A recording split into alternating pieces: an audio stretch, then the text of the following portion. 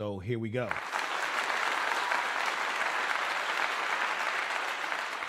What's up, everybody? Let's get into it. I appreciate everybody that's here, those that will be coming over. I appreciate those that will be watching in the replay. I want to explain a few things today because there has been a lot going on since this whole situation took place with Karmelo Anthony, Austin Metcalf, his father, his family, a lot of things that have happened.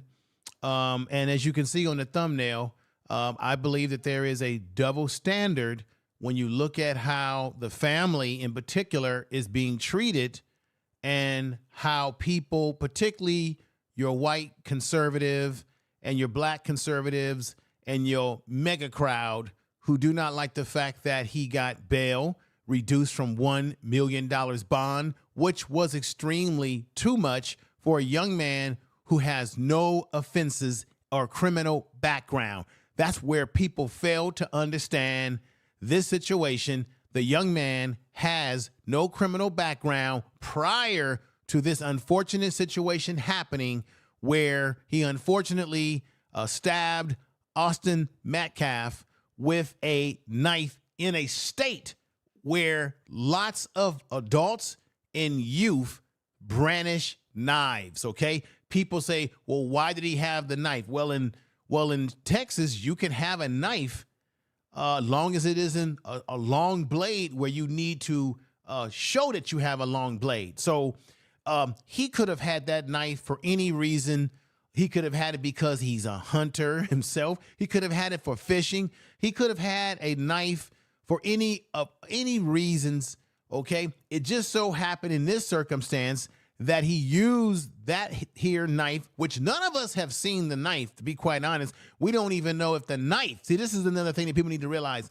We don't even know if the knife that he used in this unfortunate situation was within the standards that a youth or adult can carry a knife. Keep that in mind. However, he used the knife, stabbed that young man, and I've said this 1,000 times. Those of us that are supporting Karmelo Anthony have said it 1,000 times. We don't think it's the right thing to do in that situation, right? The better thing to do if you're going to have to duke it out with someone is to duke it out the old-fashioned way like this, boxing, right? Go back to the old bare knuckles when you were a kid.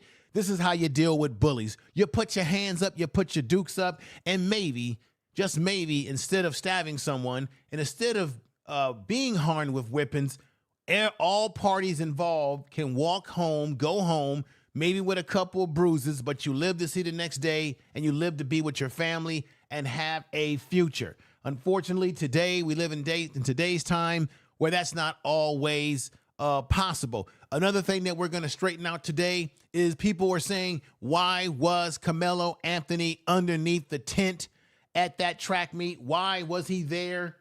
Did he have any business being there? Everybody, let me repeat this to you. It was the state championship.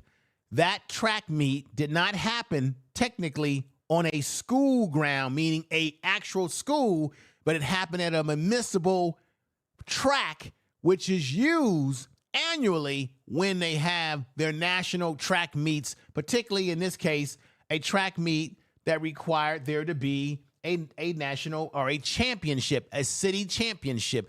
That's why he was there. People are saying, well, he wasn't there. He wasn't running. It doesn't matter if he wasn't in the track meet and didn't make it to the national championship track meet.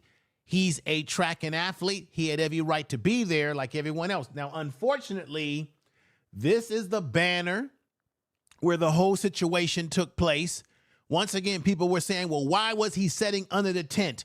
It is commonplace in the state of Texas. I've talked to people who live in Texas, and there's people who, even on social media, that live in Texas that have already confirmed and told us that it is very commonplace for when they have these events and it starts to rain, that people will sit under this various places like this. Look at this right here. I want y'all to take a look at that just real quick, because that's a perfect example of how these tents are in the bleachers. So imagine if you're sitting in the bleachers where where you don't have a tent.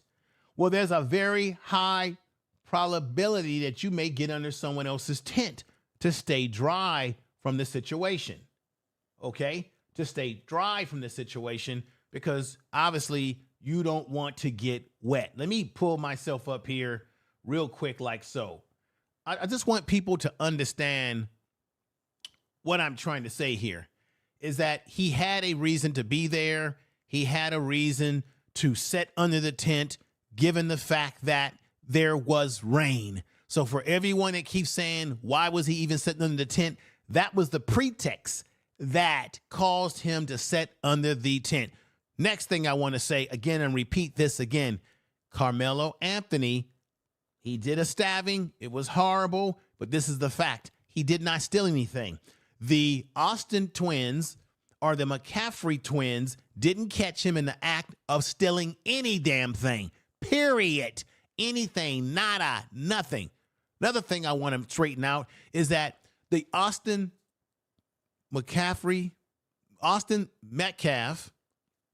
let me say the name correct, Austin Metcalf and his brother, Hunter Metcalf, they were not security.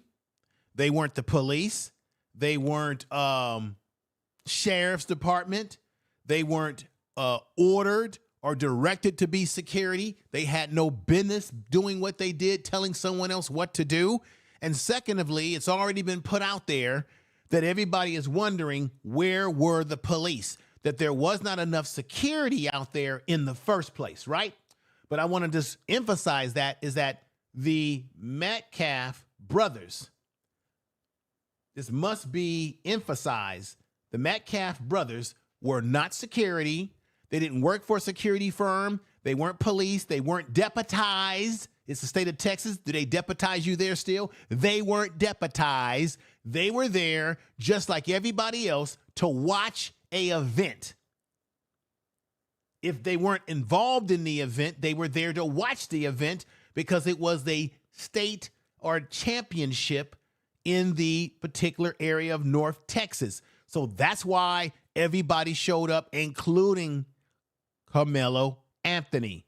I just want to straighten that little part out there. Another thing that I want people to show me the damn evidence, send me a link. I got a lot of goofies leaving me comments in the comment section of my recent video, which was polarizing, which was explosive, and had everybody talking all over the YouTube streets about that particular video that I just dropped not too long ago. Everybody's leaving me messages saying, well, you know, Karmelo Anthony got kicked out of school originally because he had a knife. Let me say something. Let's use deductive reasoning here. If that was true, that Karmelo Anthony indeed got kicked out of school for brandishing a knife, don't you think the media, don't you think, do I have to put on the loudspeaker to emphasize what I'm saying, the megaphone here? Don't you know, everybody, if Karmelo Anthony had brandished a knife at his school, physically at his school, and was kicked out of school, don't you know that everybody would be reporting that to emphasize that, hey, this kid's got a problem with knives and this kid has a problem with bringing it to school. If that was true, where's the CBS report? Where's the Fox News propaganda report? Because you know they're going to say that. Anything that has to do with black youngsters, they're going to emphasize it even more because, you know, we just the violent type, right? So where's that report? So anybody that leaves me a goofy message like that and on my comment section of this video and you don't leave a link or a way to find proof, and the proof has to come from the mainstream media. Because if it was true, they would have been already saying it. Send me the link with your message. If you have no link in your comment, when you leave comment on this video, your comments will be deleted and you will be discarded. That's what I have to say about that. Now, let's get back to regular voice here. I appreciate everybody that's here watching. Thank you for coming over. Let's get into this right now. If you can do me the favor, everybody, share this video on all your social media.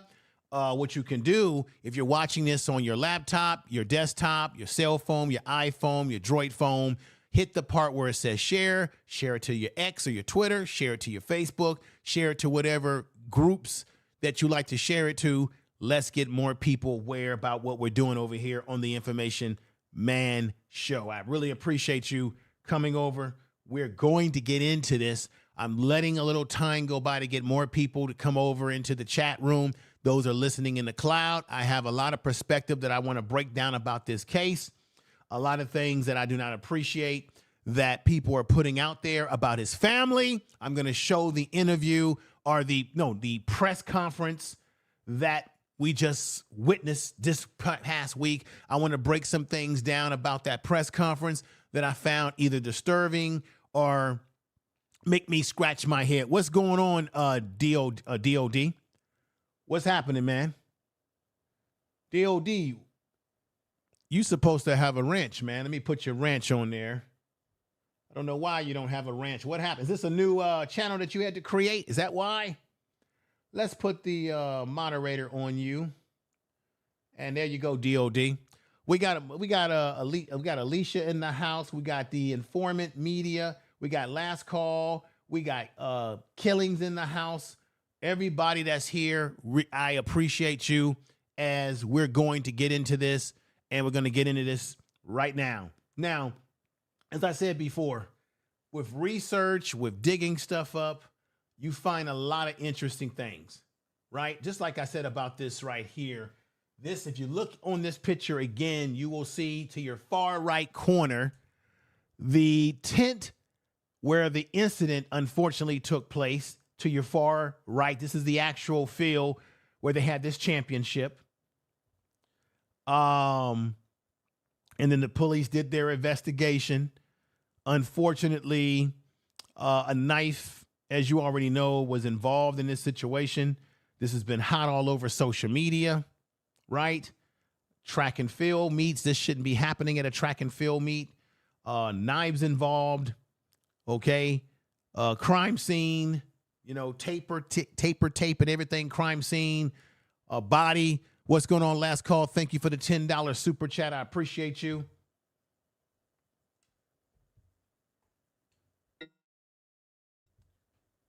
Let me... Thank you for the super chat. Thank you for the super chat. And you got the police involved in the whole 9 yard. Of course, Karmelo Anthony was taken into custody.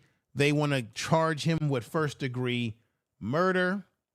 And I'm going to go back to Judge Joe Brown, who said that he believes in his experience that Karmelo Anthony is being overcharged once again because he's a first-time offender, has no priors, and he felt that, one, the bail was too high, and two, that the first degree should be brought down to second degree. That's according to Judge Joe Brown.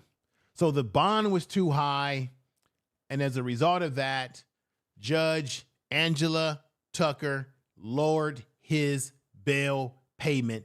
And I think that was a good thing because she was following the law, but yet she's been getting hit with a lot of hate. The family's getting hit with racial hate, threats. This judge has gotten threats on to her life. I'm going to get back to that part very soon to talk about her background and where she comes from, her background legally, because you have those in the mega movement, the conservative movement, that are calling her a DEI, even though she's a black Republican herself and has been a supporter of the Republican Party. But the usual suspects are now calling her a pick-me and that she's a DEI, even though this woman is well qualified. So I'm going to get back to her in a moment or so to let you see what her credentials are. And her lowering his bail was what she was supposed to do. She followed the law. Okay? What's happening is that white folks, white conservatives, white mega folks, they're beside themselves because in their mind, justice is not supposed to work, or the legal system is not supposed to work in any capacity for black people, because they know that the legal system and the government and structures in this country were originally designed for white men in mind, not black people or black men or black women. This is why they're upset, because Donald Trump is in office, the racist himself, the top Ku Klux Klanman himself is in office, and these white supremacists, these white nationalists are feeling emboldened to say and do whatever they want to do because they've got someone like Donald Trump in office who capitulates to the white supremacists, right? We already saw what happened when Donald Trump let those involved in January 6th get out of prison. He pardoned all of them, even though they broke into the Capitol, shitted all over the damn place, right? In that Capitol, they found fecal matter. They were hurting cops. Cops were being hit with bear spray and what have you. And they tell us that they're about law enforcement and law and order, but yet Trump pardoned all these white folks who went up there and made a goddamn ass of themselves, and he pardoned them. You know, if it was black folks that had done that, we would still be in prison and jail to this very day, and everybody would have been calling us the scourge of the earth. So the reaction that you're seeing to Karmelo Anthony, his family, and everything is a reaction that white people say, wait a minute, the laws in this land are supposed to work for us, not these Negroes. These Negroes are supposed to pay the price and suffer. Now, even if you feel out there watching that what Karmelo Anthony did was horrible, it was terrible, and he went too far, now I personally believe that he did go too far with pulling out a knife. But on the flip side of that, I also recognize that he has the right to have due process under the law like everyone else has had. Kyle Rittenhouse had it. Kyle Rittenhouse he killed 3 people. He deleted 2 people and injured 1 person. When they were protesting, I guess one guy tried to hit him with a skateboard. I think they said the one that did survive, they're saying that he had a handgun, and then the other 2 guys didn't have a weapon, but he shot 2 with a weapon that he had no right having in the state of Minnesota because he was underage and should have never had a gun. And even if he didn't bring the gun into the state, but got the gun at a friend's house in Minnesota, he still got his hands on a gun that he had no right having. So if people are going to say that Karmelo Anthony had no right having a knife on that track and field, guess what? Kyle Rittenhouse had no business having a gun or a rifle on the streets of Minneapolis when he didn't even have the permit for it on the streets of Minneapolis, or he wasn't even of age to have such a weapon in the state of Minnesota. I just wanted to break that down to you because people are going to leave all kind of goofy messages on this video. And let's go back. How this whole thing got started. Let's go back now. So as I said, Karmelo Anthony was eventually arrested. This was the arresting media report. Frisco Police Department, 7200 Stonebrook Parkway, Frisco, Texas. And this was the report. Now, I talked to you all about this some weeks ago. I had the defiant lawyer. I used his video, and he said that you can't go by police reports because a lot of times the jury, when this goes to trial, the jury sometimes never sees the police report because once discovery comes into motion where the judge allow the lawyers to do discovery, and now the lawyers begin to gather their evidence, their witnesses, and all of that, the witnesses and the evidence, but the witnesses that they gather may have a different story from what was in the police officer's report. So you can't always go with the report as if the report is going to be the solid evidence against him, because we already know that police officers nowadays, and have for a long time, they lie on reports, they exaggerate reports, they manipulate people to say certain things, which is why in that video we talked about Miranda rights, that Karmelo Anthony was never given Miranda rights. The reason why he should have specifically been given Miranda rights, because the officer was dealing with a minor, not an adult. So even if Karmelo Anthony, because everybody kept saying, well, Karmelo Anthony was talking, Karmelo Anthony was giving up information and what have you, even if Karmelo Anthony was talking and giving up information that he volunteered, the officer still had a duty. Now you can say, well, no, he didn't read him his Miranda rights because, he didn't arrest him yet. He asked him all sort of questions that was leading to being arrested. You know, let's use some damn sense here. You know damn well that the police officer was going to arrest him. It was just a matter of time. You know damn well that's why he was questioning him and saying to him, do you have weapons in your pocket and what have you, because he had already identified himself, Karmelo Anthony, that he had did it and that it was self-offense. Once this young minor told him that, the officer had a duty to also remind this young man that he has the right to remain silent. But the officer allowed him to talk when he knew he was dealing with a minor, and he should have given him some clue of Miranda rights. So everybody that says he didn't have to do that, you're full of it. Because I just had a lawyer, a man who practices law in Texas, and says he should have done it, and particularly because he was dealing with a minor, not an adult. He was dealing with a 17-year-old minor, and I know in Texas they'll look at minors or 17-year-old as an adult, but in the eyes, we know that a 17-year-old is not a damn adult. And so he should have given him Miranda rights, just as he would have to do with any seasoned adult, right? So Karmelo Anthony said from the very get-go, I don't know why everybody doesn't seem to get that in their head. He said from the very get-go that he was fighting for his life too. Okay, it's unfortunate that Austin Metcalf got his life taken in this manner. But the old-fashioned saying that we already know, everybody, as I sum this up, is that you keep your hands to yourself. You see, Austin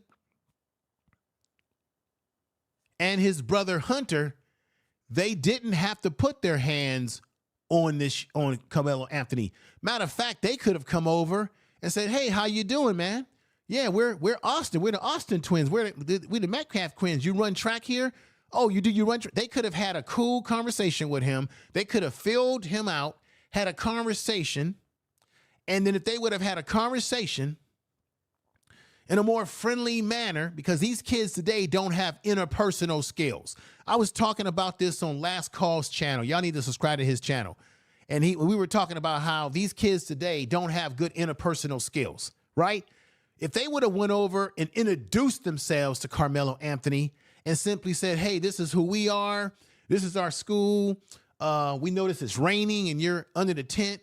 We're not trying to we're not trying to be nasty or anything like that. But, our coaches, our school, they would rather people who are from the school be under the tent and not people that are not from. There's a way that they could have talked to him that would have made it less adversarial, made it less aggressive, because for Karmelo Anthony to become aggressive, according to the Hunter and Austin, according to Hunter, because Austin unfortunately lost his life, if they were coming at this brother with somewhat humanity and respect, then maybe this young man you see on the screen would have never pulled out a knife, because you got to ask yourself, what would make him pull out a knife? A young man who had a 3.7 grade point average, a young man that has no criminal background, a young man that has two parents at home, what would make him do this unless he was pushed to the edge? Because I find it hard to believe if they would have come over there and talked to him with respect and been like, hey, and introduce themselves, say, hey, my name is Austin Metcalf. My name is Hunter Metcalf. Hey, how you doing, man? I see you run track for the such and such school. See, if we would teach our kids, well, if these kids had better interpersonal skills, maybe this wouldn't have led to this, right? Maybe keep your hands off of people. As their father kept saying, who raised Anthony? Who is responsible for raising Karmelo Anthony? Who are his parents? Well, I can say the same thing to you, sir. Why didn't you raise your kids to be more respectful in the way they engage with people? What's going on? Thank you for the $20 super chat. Information man catching up on front end. Thank you. Thank you for the super chat. Thank you. Thank you for the super chat. So what I want to say is, I can ask the same question. What kind of father raised two young men, one in particular in Austin, who couldn't come over and at least show some type of grace towards Karmelo Anthony when it was pretty obvious that he was under the tent because it was raining? So, nobody wants to ask that question, like, what type of attitude did they have that they would come after him like that when he didn't steal anything from under that tent? Okay. And then I have to ask this other question is, what type of people do we have out here in social media that are putting out lies about Karmelo Anthony's family? You had his mother saying that his 13-year-old sister is scared to sleep in her room. They're getting threats. People are leaving things at the door of their house, all sort of stuff. Doesn't he have the right to due process? I don't ever remember hearing about Zinneman, Daniel Penny, or Kyle Rittenhouse having black people trying to put death threats on them or leaving things at their house. We might have been disappointed that these guys got certain privileges, but black folks were not carrying on the way these white conservatives and these bucks, coons, and buck dancers and raccoon types that we have out here too, y'all. We got the raccoon types on social media like Brandon Tate, the Hodge twins, and all these types of characters on the social media street. The Antoine Daniel, Raisin Head Daniels, the Jason Woodlocks, the Hodge twins, all these Negroes cooning for their daddy Trump. All these Negroes worshiping Daddy Trump. And by the way, everybody, how y'all like what Daddy Trump is doing? He's screwing everything up. Now he wants to mess with the Black History Museum. Now he wants to cut programs that's going to affect some of your family members, dummies. How y'all like y'all Daddy Trump now? Screwing up everything. And the coons on YouTube, the raccoons on YouTube who support him and support the raccoon narrative. That's right. Buck dancers, the Willie Lynch theories, and what have you. That's right. I'm calling them out. All of them. I don't even know why any of you would support an Antoine Daniels, that raisin head. All he does is brag about how much money he has, narcissistic, like he thinks he's better. You're not better if you have more money than other people, because guess what? You can lose that money just like that, just as quick as you got that money, even though we know your family member left you the damn money, left you a little money. And then the Hodge twins.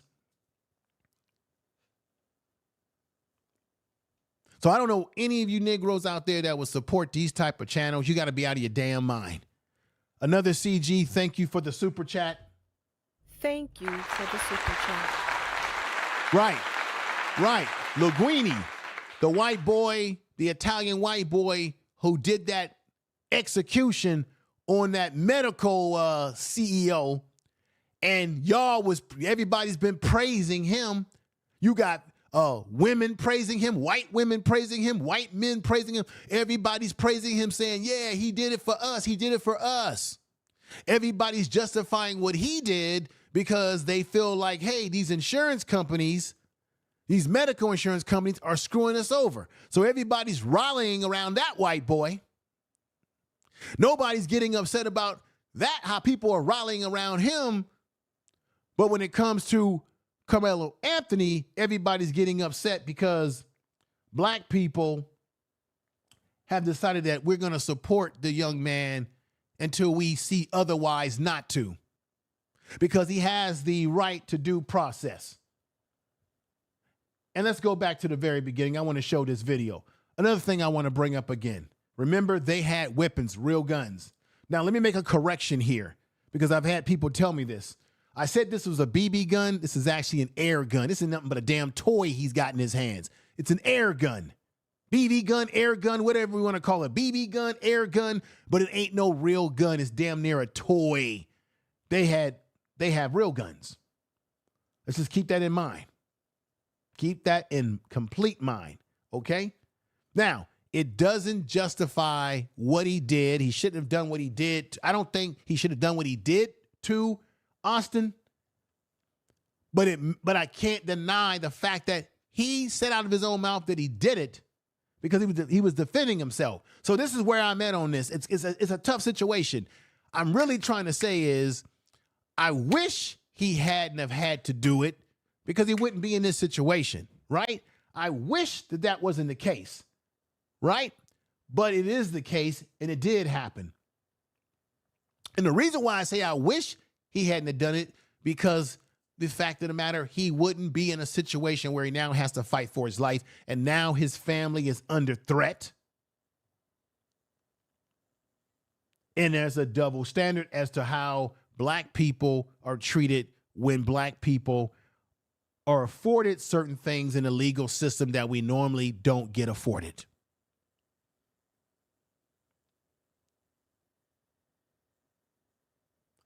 Let me show you the original video when he came out of the I guess the courtroom, the court of the police department.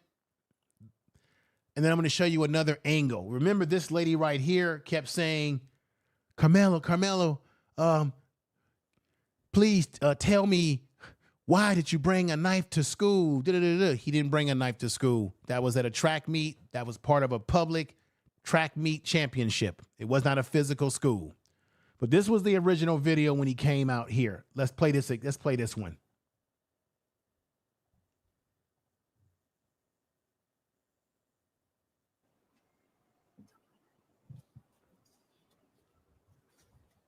We're up, we're up, we're up, we're up. Karmelo, do you have anything that you'd like to say, Karmelo? Anything that you'd like to say to the victims, to the family of the victims? Why were you armed, Karmelo, why were you armed at school? He wasn't at school. See? Right there. This is the misinformation. She says right here, let me put her up right here. She says, why were you armed at school? This is the misinformation. He was not at school. He was not armed at school. Get that fool out of here. Whoever that was, y'all had to get out of here. Get him out of here. He was not armed at school. See, if the trolls come in and they get overly disrespectful, one, I'm not going to respond to them. And two, y'all just take care of them in the chat room, y'all. I appreciate everybody in the chat room there. What I'm saying to you right now, everybody, is she said, why were you armed at school? He was not armed at school. Let's listen to this again. Anything that you'd like to say to the victims, to the family of the victims? Why were you armed, Karmelo, why were you armed at school? Boom. He was not armed at school. He was not armed at school. He was not at a physical school. It was at a admissible track meet held at a public track that is used for their national championships. He was not at a physical school. So that's the first step in how the media misrepresents the issue. And once again, the media bias when it comes to how they look at black kids versus white kids who commit heinous acts. In this case, this is how people see it. Let's continue this, and I'm going to show you the other angle. Explain your self-defense. How is this self-defense? Excuse me. No, you didn't say. All right, everybody, that's one angle. Here's a new angle that I just found right here of this situation. Check this out.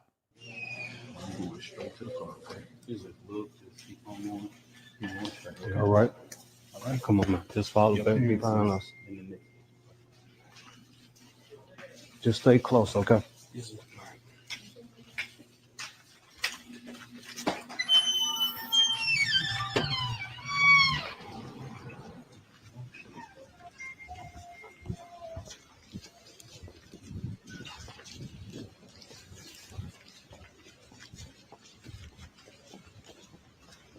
Karmelo, do you have anything that you'd like to say, Karmelo? Do you have anything that you'd like to say to the victim, to the family of the victim? Why were you armed, sweetheart? To the family of the victim? Why were you armed, sweetheart? Karmelo, why were you armed at school? Right there. Again, in this is another angle that gives you a more closer view of what was going on.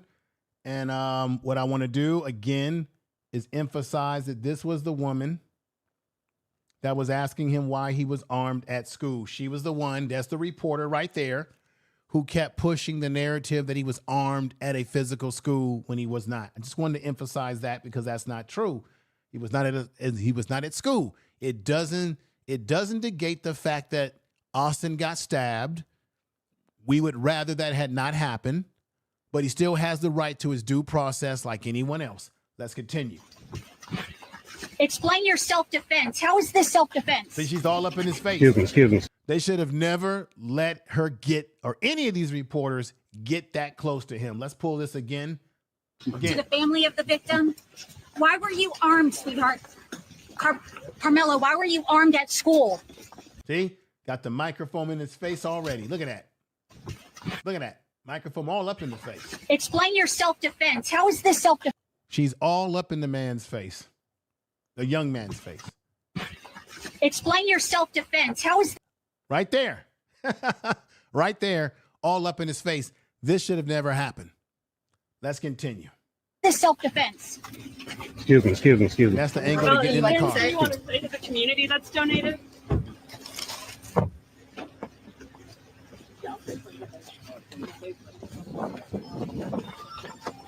They're getting in the vehicle.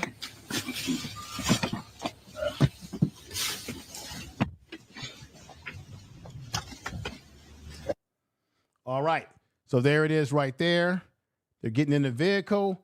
And that's another angle, a different angle from that original video footage that was put out when he was leaving the courtroom, going into the car. I still don't understand why they allowed that reporter to get that close to the young man. And then she asked, she had the right, she's going to ask whatever question she wants to ask, but the question that she asked was an improper question because he was not in a physical school. It was not school. It was not the school of either of the schools that were involved in that track meet. So if you're with me, everybody, put those sevens in the chat room. Let's continue to move forward in this broadcast today. I just wanted to slow things a little bit down so that we can understand what we're dealing with. Once again, this young man was a track and field athlete. He played football. He was hoping to get a scholarship. He has a 3.7 GPA, okay? This was a young man who didn't have any priors. Something happened that pushed him over the edge with Austin to make him do what he did to Austin. That's my opinion. You can have your opinion, but something pushed him over the edge because you just don't do stuff like this and you don't have a history of engaging in this kind of, most kids that do this kind of stuff, they got a history of this that's documented. They're known in the community to be a menace to Dennis. And I don't see this young man as being that type of person. I think he lost his cool. He got frustrated. He probably got sick of them getting up in his face and what have you. And this is the thing. I'm hoping that I'm looking forward to them coming out with the video so that we can really see finally what happened. There's another clip in the press conference that I'm going to play of Dominique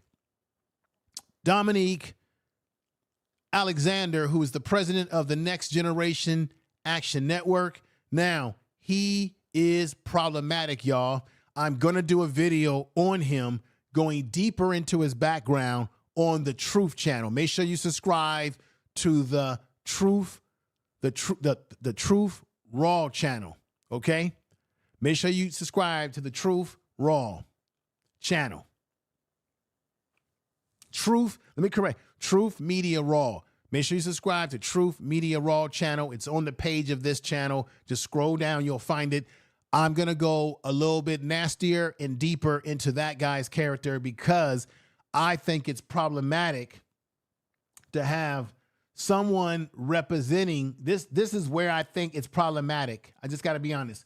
When he went home, he came home with Mr. Alexander here. That's at their house. Here is him and Mr. Alexander. Here he is with another, this is either a family member or someone who's making T-shirts in his honor to support the young man. And the white supremacists and all the conservatives out there are mad because this guy next to him has made shirts promoting this young man's innocence. And the fact of the matter is they've got to raise money for his defense. Money don't grow on trees, right? They got to earn money for his defense. And I'm going to get into that too, because they've been lying on the family in terms of them using GoFundMe. They didn't even have a GoFundMe. Do y'all hear what I'm saying? The family never had a GoFundMe.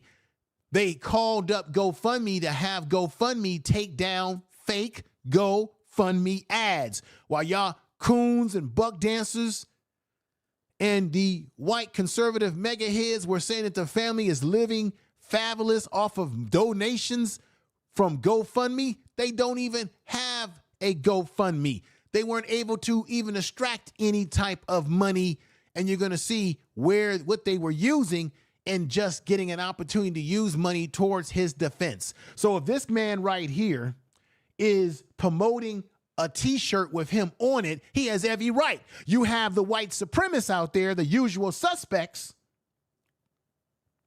You have the white supremacists out there like this guy right here, who I'm going to talk to you about because I got a video with this dude running his mouth, right? This dude, the white supremacists like this, what do? We saw people make T-shirts with George Zimmerman on it. You saw people donating money to Daniel Penny. You saw people making Daniel Penny a hero. He got invited to sit down at a football game with J.D. Vance, the vice president, with Donald Trump, the president, at a football game. They made an American hero out of him. Kyle Rittenhouse, he met with Donald Trump. They tried to make a hero out of Kyle Rittenhouse. Everybody had a problem over that. They had T-shirts. George Zimmerman had T-shirts made about him, and they were selling them. But this man right here decides to make it. This man right here is one of these white supremacists. I'm gonna get back to him very soon. But this man right here makes a T-shirt collection for him, which you know they're gonna use the money for his defense, and everybody's up in arms about it. And this is the goofy thing about it, everybody. How do you not know if this man that's right next to Karmelo Anthony is his uncle, is his cousin, is a close family friend? So who are you to tell the family or this young man who he should not be with when you don't even know this man might be kin to Karmelo Anthony? They even look similar to them, to each other. They look similar. Just like the father. Look at this. They go to father right there. They might be family members. They might be cousins.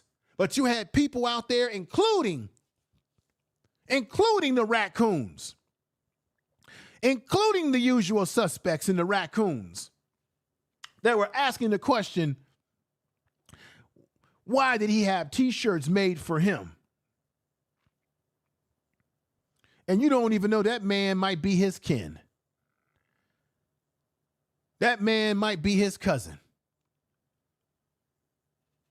And how dare you people say these sort of things when you don't even know that that might be his family member that's supporting him, that's got his back and should have his back.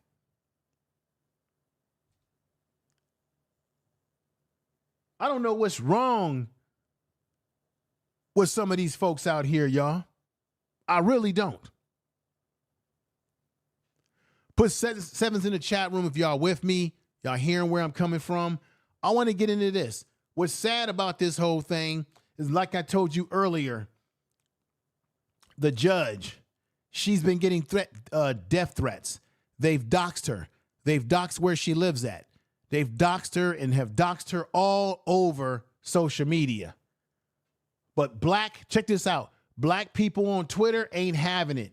Black Twitter shuts down mega outrage over judge decision to lower Karmelo Anthony's bond. This came out of the Atlantic Black Star publication. Check her out right here. Right? Now check this out. This was on X. They got a lot of racists on X, y'all. Matt Wallace said this. This evil judge deserves to spend the rest of her life in prison for what she did today. And then the brother down here who's FBA says, white tears taste so salty.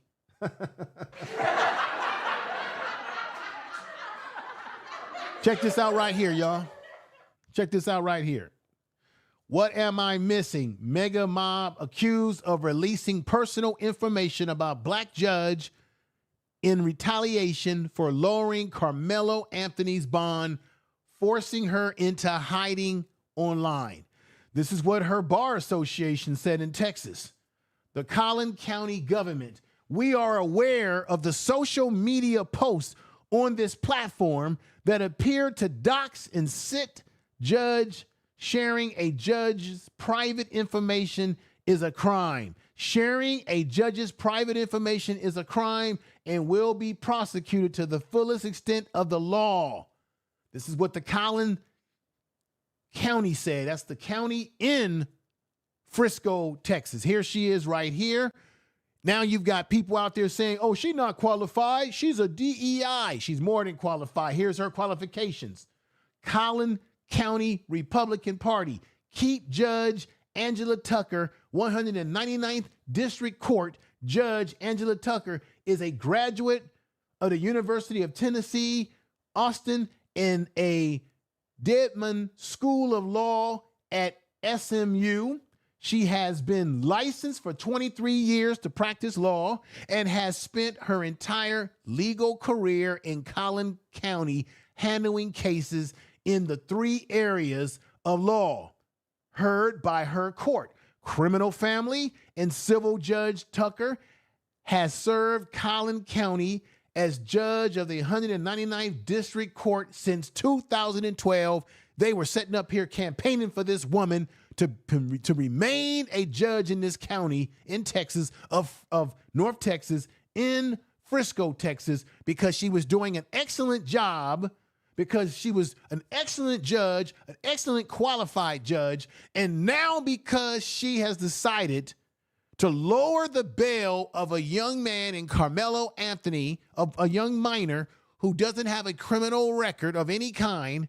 She followed the law, lowered the bail. Every white supremacist, Dick and Harry, jumps out the damn window, calls her no good, says she's unqualified, call her DEI, that she doesn't have the right to be a judge. All of a sudden, when the damn law is working in the favor of a black person, now these white people are showing you their true colors, those that are rocking with Donald Trump, those that are rocking with this white nationalist movement, those that are racist, those that are part of the white supremacist movement, those Ku Klux Klan individuals are sitting up here trying to dequalify her because they're not happy with the fact that she didn't effervesce to what they wanted. They thought, this is the thing, they thought because she was a black conservative that she was just going to buck dance, kowtow, and do whatever daddy says and be a good old submissive black person and just be a good old raccoon. Well, She fooled them. She blew their minds away because she gave the young man a $250,000 bond, as you know, from a $1 million bond that was too damn high in the first place. And the usual suspects, they didn't like it. They couldn't stand it. They was calling her out and now threatening her damn life and telling people her whereabouts and all of her personal information. This is what they do, y'all. If they would do this to a judge who is a very highly well-respected judge in the community, at least she was until she went off and said, hey, I'm with Karmelo on this. I'm going to go on his side. And the minute she decided to think for herself, the white supremacists and the usual suspects don't like it and say that she's not qualified when she is qualified. Let me let you hear her speak on a podcast that she was on some time back. Check this out. And so now when we can have, summer interns come up and they are every race, creed, color, gender, but they can see someone that looks like them on the bench. I think that is so beneficial because it's representation. And when they look at me, young kids, law students, whoever it is, I want them to say, if she can do it, I can do it too. Okay, there you go.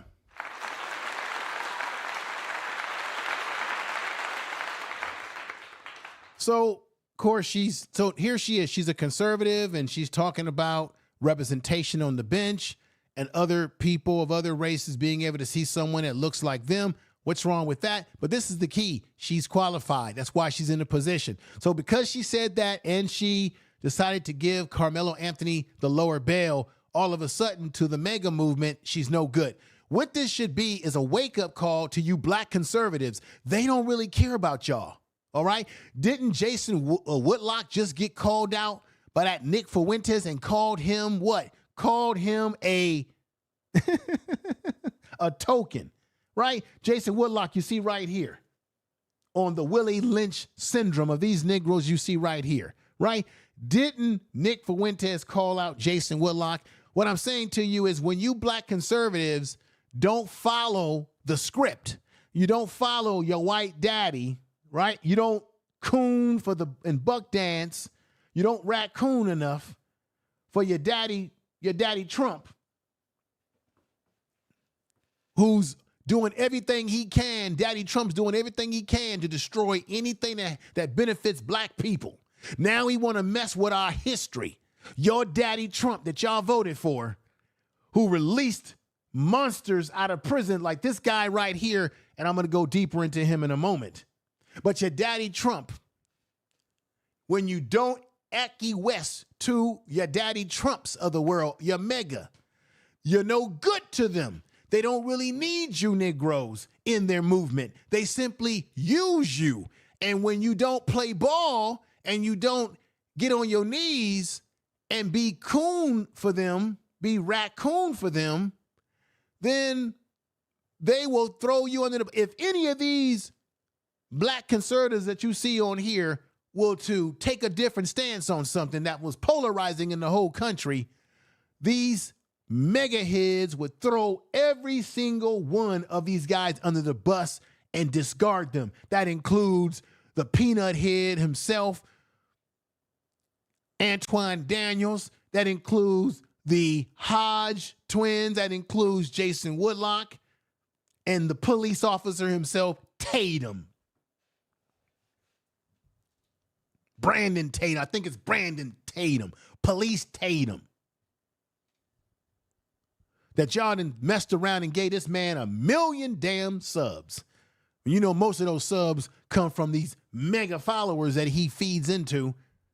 Just imagine if they did the thing that she did, what she did, they would be doing the same thing, and they don't even recognize it. They would be throwing them under the bus, just like they didn't throw Judge Angela Tucker under the bus. I just wanted to play that.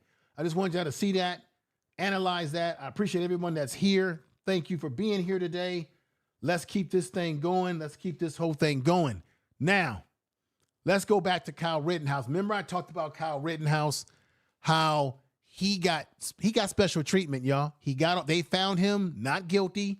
He got special treatment. He's alive. Nobody's taking his life. No black person is hunting him down and doxing his information, right? But let's see the comparison and contrast, because people say there's no comparison. There's no comparison. Here go our comparison and contrast between him. Okay, here we go. Check this out. Here's the comparison and contrast. Kyle Rittenhouse in town, he was not a resident of protesting. Karmelo Anthony at a track meet he was supposed to be at. Okay, Kyle Rittenhouse, 17 years old, carrying a gun, federally outlawed until age 18. So Kyle Rittenhouse took two people's lives with a weapon that was federally outlawed. So he wasn't supposed to have that weapon in his possession until age 18. He was age 17. So he broke the law. He broke not only the law in Minnesota, but he broke federal law. Okay? Now, Karmelo Anthony, age 17, carrying a knife. Next one. Kyle Rittenhouse was attacked after warning attackers he would shoot. Okay? Karmelo Anthony attacked after warning attackers he would defend himself. What's the difference? They both warned before they did it. The difference is that Kyle Rittenhouse had a firearm. Karmelo had a knife. Now, they raised $586,940 for this kid from conservatives for his legal defense. And when it comes to Karmelo Anthony, conservatives want legal defense fund shut down or legally garnished. That's a double standard, y'all. When it comes to Kyle Rittenhouse, he was acquitted for self-defense. And when it comes to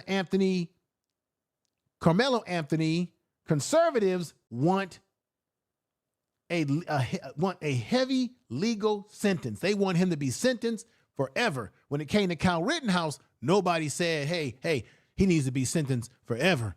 Give this man an acquittal. So I just want to do a comparison and contrast as to what's going on there. Are you with me, everybody? Hit sevens in the chat room if you are with me so far, because I had to slow this down. I didn't want to run through this and go, I want to take my time as I get to the meat and sauce of the video, which will be the press conference with the mother and father and the whole 9 yards. I just wanted to break some things down in the beginning to get us to that point. Once again, this is Dominique. Dominique is the spokesperson for the Action Network, the next generation Action Network in this particular area of North Texas. Here's a closer up picture. I have a problem with him. I'm going to go deeper. I'm probably going to launch that video, upload that video tonight.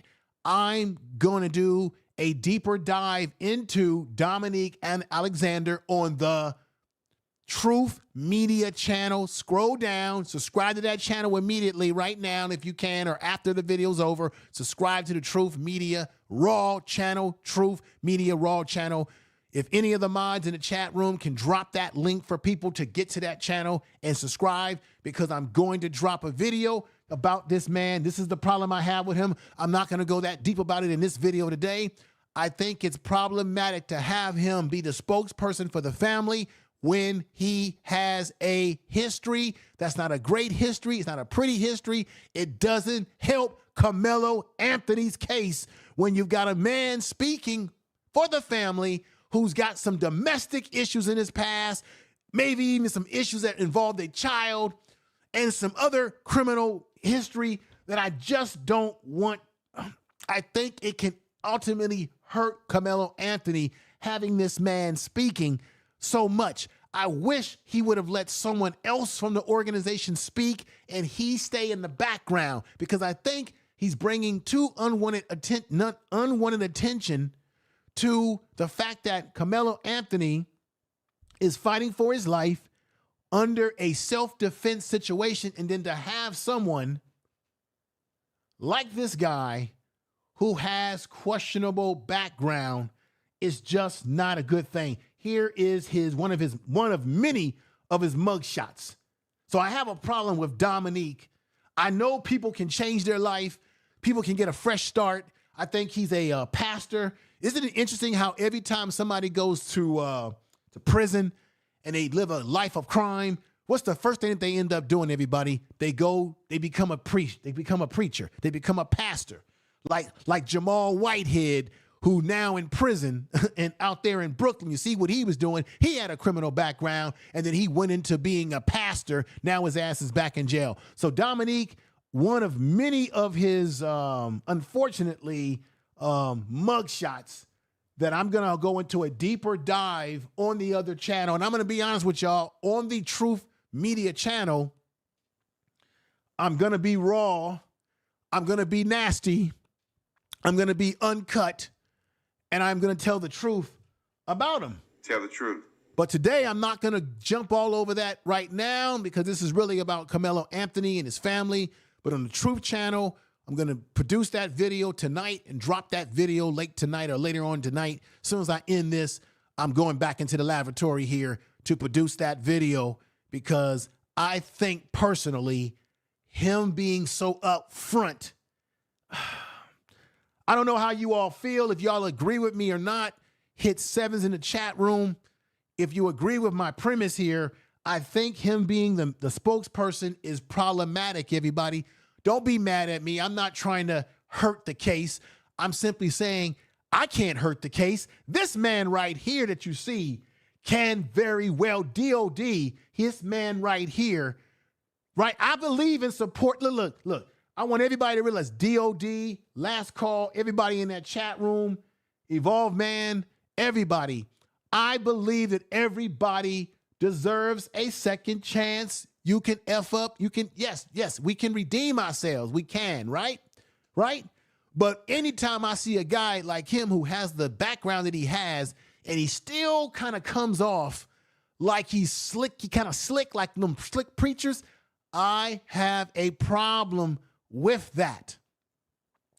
And I believe this man could very well be a distraction because even in the press conference that they gave this past week, I felt like he was talking too much and he should have let the family talk more. Less of you, brother, and more of them is better. Okay? Now, other controversial things happen at their press conference, as you already know. Austin Metcalf, father, showed up.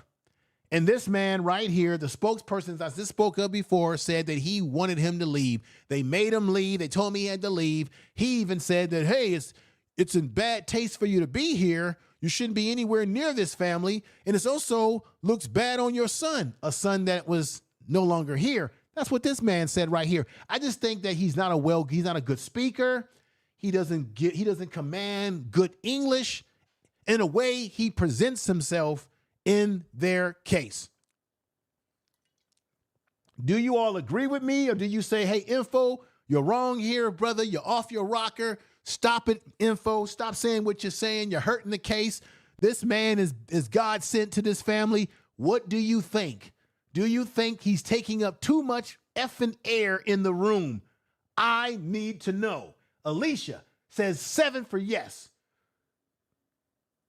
Queen says, totally agree. Now he's doing more interviews. Right. Kendra G is in the house. Everybody's coming in the house. I know it's Easter Sunday and people are with their family, their grandmothers and mothers. There would be more people over here for this. I understand that. We're going to still do this because this has to be done. This is what I think, everybody. I'm cooking this up slow today for y'all. This is what I believe. Tell me if you think I'm right, I'm wrong, or otherwise. Remember Al Sharpton? Well, not remember. He's still alive. Remember when Al Sharpton was representing that young girl out there in New York who claimed that she was great? That's the new word that we use now. Great, right? And Al Sharpton kept getting in front of those cameras and everything. And it turned out that she may have not been great, that it might have been something that she made up. I don't know how y'all feel about it. The reason why we know who Al Sharpton is because Al Sharpton rode himself into popularity off of that case. He used that case to put himself on the map. Prior to that, we didn't know who no damn Al Sharpton was. Most people that knew who Al Sharpton was from the New York area, the Harlem area, something like that. Other than that, nobody didn't know who Al Sharpton was. He was an unknown, unpopular, nobody gave a damn a young preacher. Wannabe. Last time I checked, he was a flunky and a caddy for the godfather of soul, James Brown. Tell me I'm not telling the truth. Tell the truth. Tell the truth. Tell me that I'm lying to you. Tell me that I'm not telling the damn truth. Tell me that Al Sharpton wasn't a flunky and a caddy boy for James Brown, and that he made his bones and name off of representing that Tarana Brawley. I can't say her name. Tarana. Somebody put it in the chat room. Y'all know what I'm trying to say. I just can't pronounce it properly. I know it's Tarana Brawley or something like that. Remember that? That's what put him on the map. Well, this is what I think is going on. Let's get to the point here. This man right here, I think this is his Tarana Brawley. I think this man wants to be a national spokesperson. This man wants to be popular. This man wants to be on television. This man wants to be just like Al Sharpton, where he's out there and people are calling on him to be a spokesperson. This man wants to franchise himself. He wants to be one of those guys that when something happens, you call him. You bring him to your city like Al Sharpton or somebody. You have him be a spokesperson. He wants to be the next star in this pimp game. Tarana Brawley. Thank you, whoever put that in the chat room. To me, thank you for putting it in there. To be, thank you for putting it in there. Do you agree with my premise that this man, by putting sevens, is trying to become the next big thing? And he's possibly using, this is what I don't like about it. This is what I don't like about it. I feel like he's using this family to prop himself up. That's why he keeps talking and running his damn mouth so much. And then he's trying to clean up his image and reinvent himself with this case. And whenever people bring up his past, then he does the preacher stuff and he says, God has forgiven me for what I've done. He gets into his preacher talk to say because he's a preacher, that cleans his slate completely clean because he's a preacher now. Okay? I'm a preacher now, mama. I'm a preacher now. And because I'm a preacher now, y'all don't have to focus on my rap sheet. And I'm getting deep into that. Naps TV, what's going on, my brother? Make sure y'all check him out. Naps TV, make sure you subscribe to my other channel. True Media, that channel. Subscribe to that other channel, brother.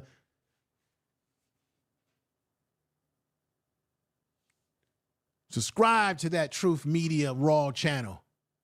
Truth Media Raw. Because I'm going to go deeper on that. That channel will be a channel where I get into nasty subject matter and do it in a nasty way. And it's a channel that will only have short videos, 9, 10, 12-minute videos, not no long videos, just short. It's like a shorts video channel that I've created. Here is his nasty work right here. And I'm going to go deep into that nasty work. Because you know the usual suspects that they're going to say, oh, you don't want to like call out the guy. No, we call out everything that's wrong when we see wrong. So I have a problem with this man being front and center. It's a problem. With that said, let's get into the press conference. What I did, because I don't want to keep you here all night, is I made sure I clipped these videos nicely for you so that they get to the point of the meat and sauce today, right? So once again, they asked Austin Metcalf's father to leave. He showed up. I think personally that it was a missed opportunity. You know why I think it was a missed opportunity? I think that they should have let him stay there. I said this on Last Call's channel. They should have let him stay there. You know why? Because the mother became emotional, as you see her right there. And she said something about, I feel for the family that lost their son. Do you know how powerful that could have been if they would have let him stay? And she could have looked Metcalf's father, Jeffrey Metcalf, looked him in the eye and said, "Sir, I know you in the audience. It's about optics, y'all. I said this on Last Call's channel. It's about optics." What's going on, Jonathan Kidd? Good to have you over here, brother, and everybody in the chat room. It's about optics, everybody. That would have been powerful if she would have made eye contact with him and said, "Sir, I see you in the audience. I don't hate your family. I feel bad for what my son did. You know, I know you lost a son." If she would have acknowledged that, if she would have had an opportunity to make eye contact with him, or let's say he would have said something nasty to them, you know how that could have played in their favor. And also, if she was able to connect with him, you know how that would have played in the family's favor. So I thought that by making him leave, personally, y'all might disagree with me, and you have a right to disagree if you like. I just thought that it wasn't good for the optics. It would have been better to let him stay and let him act a damn fool. Let him scream. Let him interrupt their press conference. Let him say something stupid. Let him do something stupid. That would have been better for them. And then it would have been even better if the mother would have been able to connect with him as she was saying, hey, she felt for the family. You see, that would be from the optics of it all, it would have been better. But they made him leave, and I'm going to show you the footage of that. Because mainly it was because this man right here who wants to steal the show kept talking about it was disrespectful for him being here. Whether it was disrespectful or not, I just think they lost an opportunity that they could have used to their advantage as a strategy. But maybe I'm wrong. Let me know if I am. Let's get to the press conference video right now. I just wanted to lay that out. Here we go.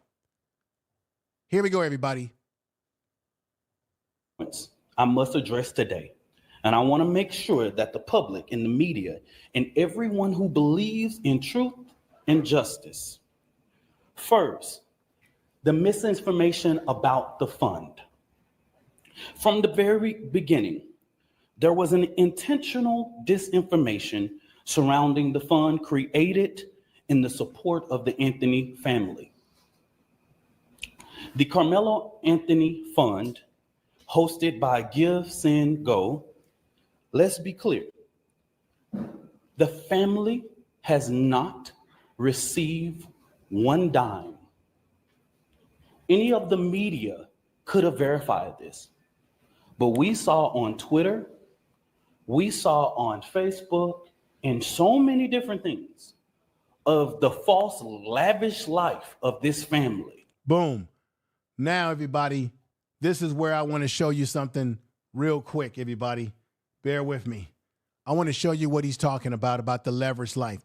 See, they lied on the family. They never got any money. They never collected any money like that. There was no GoFundMe. The family didn't even open up a GoFundMe. Those were fake accounts all over social media. Check this out right here. You had this put out there by this guy right here saying that Karmelo Anthony's family has purchased a Cadillac Escalade worth $150,000 and began renting a $900,000 home after receiving $500,000 donations for his defense. That's a lie. At the very most, everybody, the last I checked, they had gotten 300. I think it was 300,000. I could be wrong, right? But this is the kind of stuff that was put out on social media about the family, right? Then you had news agencies putting out this lap of luxury, killer, Karmelo Anthony's parents, right? Flirting with cruises, vacations, fancy dining, and new car before he murdered a teen. This is all a lie. And I'm going to show you the dates. The dates don't mix up, right? Now they're saying, hey, this is the house that they live in. They're living good. Then they show the inside of the house, right? The house is marked down at $863,600, Fresco, Texas. They're showing you the inside of the home and what have you, right? They don't want, this is the deal. The reason why they're saying all this stuff, everybody, because they don't think that black people have the right to live good or have a nice place to live in. They would rather black people, if this family lived in the ghetto, lived in a bad neighborhood, they would love that. The fact that this family has a nice home that they're living in, they're saying, wait a minute, this is the racism, this is the white supremacy, everybody. Oh, black people are not supposed to live like that. We're supposed to live in garbage bags and trash cans, right? That we all live in the quote unquote ghetto, that we all live in bad neighborhoods, that we're all supposed to live in a bad neighborhood. This is nothing but a stereotype of what they were expecting. But when they find out that they're living in a pretty decent home, oh, they're using the money. We see what's going on. They're using the money to live ghetto fabulous. Then they said, oh, they spent the money on an Escalade. This was all a lie. Remember, they said that they're using money for cruises. Check this out. I want y'all to see this right here. The date on this is the 19th. This is 19th, 22nd of May, 2023.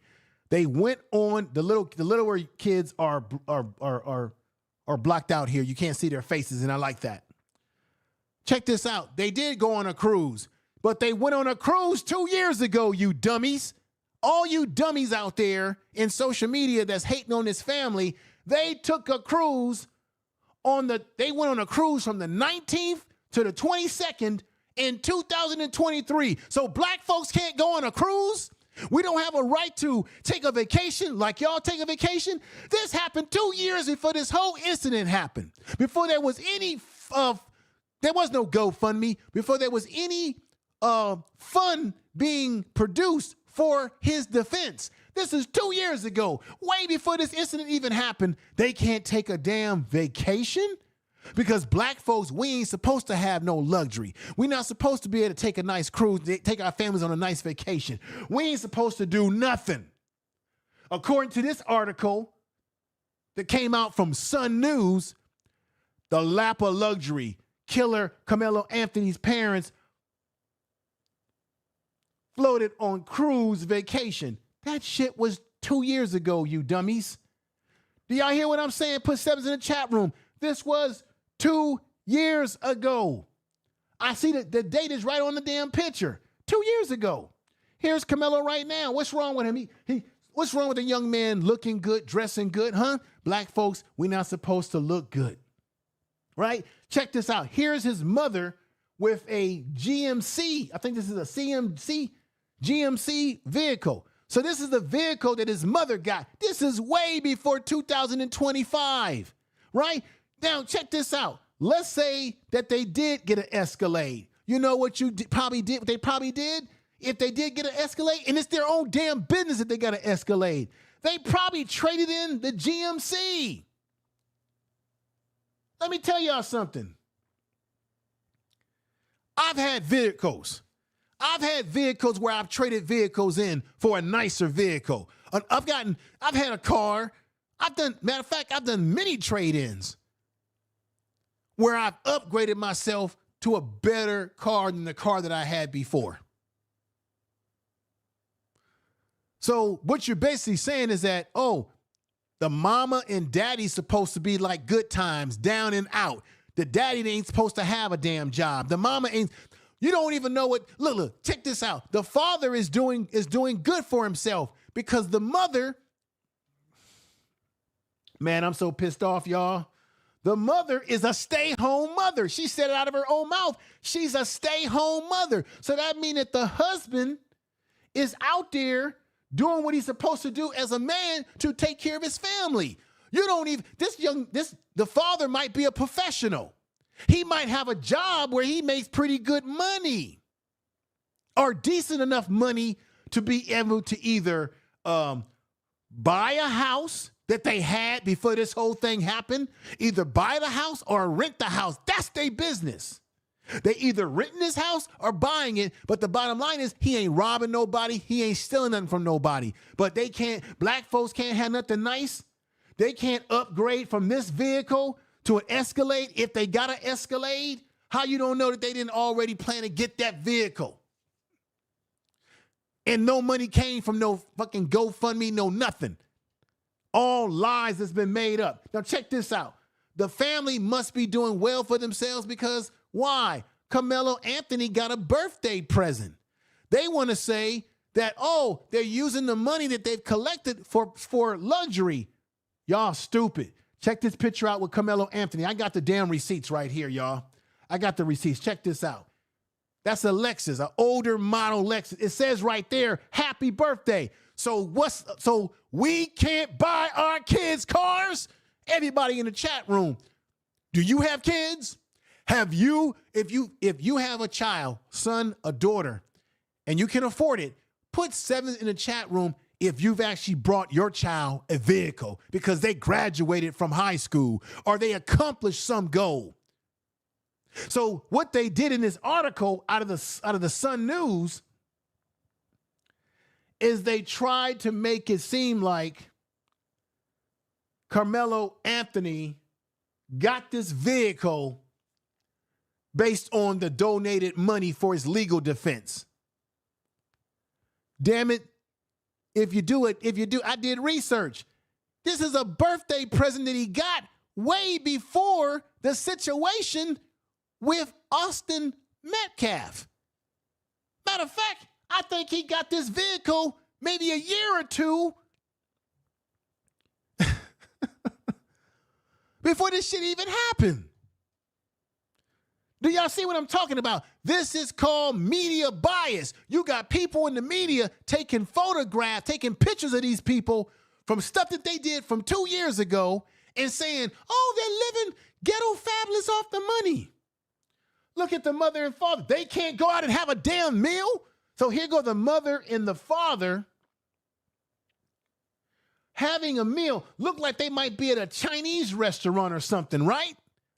So they can't have a meal. How many of y'all, either married or not married, by a show of 7s in the chat room, men, have taken your woman out to a expensive dinner that you either had the money to pay for it or you said, you know what, I'm going to put a little extra money to the side so I can take my wife or my significant other or my girlfriend so I can take her to that fancy ass restaurant where everything on the damn menu is damn near $100, right? How many times have we done that as men, whether we don't have a lot of money or we are making some money and we want to go out and have a damn good meal? They can't even have a damn good meal without these photos being used on news sites where they're lying and saying that, oh, they taking advantage of the luxury. This is about them taking advantage of luxury. Let me show y'all this capture again. I'm pissed off and fired up, and y'all should be. This is why I said in this video, the family is dealing with lies, racism. The judge is dealing with threats, lies, and racism, and bias, and a double standard. Saying right here, Karmelo Anthony's parents are flourishing or are flaunting. Karmelo Anthony's parents are flaunting a cruise vacation, fancy dinner. This, it's a Chinese dinner. God, can y'all understand what I'm saying here? Do y'all understand what I'm saying here? I need y'all to feel what I'm feeling right now. This is ridiculous. Karmelo Anthony's parents are flirting with a cruise. I just told y'all that the cruise was 2 years ago. They're stupid. The website that put this out, they were too dumb to realize that they got the damn date on there. It was May 2023. They took a damn, they took a vacation on a cruise with his family. Who don't take, there's tons of families that take cruises. They did this through the 19th to the 22nd. So black people, we ain't supposed to take a cruise. Okay, I get it. Y'all not supposed to take a cruise. Y'all hear what I just said? I just told y'all. Everybody in this chat room, you're not allowed to take a cruise with your family, right? Everybody in this chat room, you're not allowed to have a fancy meal in a Chinese restaurant, for example. You've got no business, black people, having a good meal. Black people, you've got no business having a GMC truck. And you got no business trying to upgrade your truck to an Escalade. Even though you did all this shit probably before you had any money related to the defense fund, which, by the way, they never even drawed the money and they don't have a GoFundMe. Those were fake accounts. You don't have a right. Now check this out. Here's the house that they live in. They go to mother in the far bottom right corner. Everybody probably saw this picture and said, that's the Escalade. That's the Escalade. No, it's not. If you see the little red logo, that's the GMC vehicle right here. See, I got my damn receipts, y'all. Right? And even if they living in this house and renting it, that's their damn business. How do you not know that they didn't have to save for that money to buy this house or either rent it? How do you not know what the father went through to kind of prepare his family to live in this community? The mother said in the press conference that they moved to North Texas for a better life. Damn it, they can't have a better life? Damn it, they can't have a better life? Why is it that having a better life is supposed to only be for white folks? And they can't buy their son a car for his birthday? And so this is the running theory that these white supremacists, these white conservative type folks on social media, these mega type folks are doing this to keep the family from earning money in their, here it is right here. Hold up. They're trying to stop people from donating to Karmelo Anthony's legal fund. Sounds very Marxist to me, okay? As promised, I have contacted Giving Send Go. They're using Give Send Go. They're not using the GoFundMe. They're not using GoFundMe. But this woman right here, Lady Lawyer, says, as promised, I have contacted Give Send Go and filed a claim for fraud committed by the family of Karmelo Anthony. Here you got a white woman on social media. I got the thread up there for you to see, who has the audacity. Let me enlarge it for you all to see. I told you I'm going slow today. This is a slow cook today for y'all. Let's move this up just a little bit more. I'm going to enlarge this part right there. There we go. There we go. Put your eyeballs on the screen, everybody. Put your eyeballs on the screen. This woman right here, Lady Lawyer, she should be kicked off of X. But these are the type of people that Elon Stinky Musk allows on his platform. She says here again, as promised, I have contacted Give Send Go and filed a claim for fraud committed by the family of Karmelo Anthony. What fraud? They don't have they have a right to have Go Send Go. Being limited to 1,000 characters is limited enough without being able to provide evidence. However, I did include 2 links confirming the purpose of the. So she tried to sabotage these white racists, tried to sabotage DOD and everybody listening, Karmelo Anthony's ability or his family to get money from the Give Send Go. Now, they didn't get that money. They didn't have any hands on that money to be able to get a home or anything of that nature like that, right?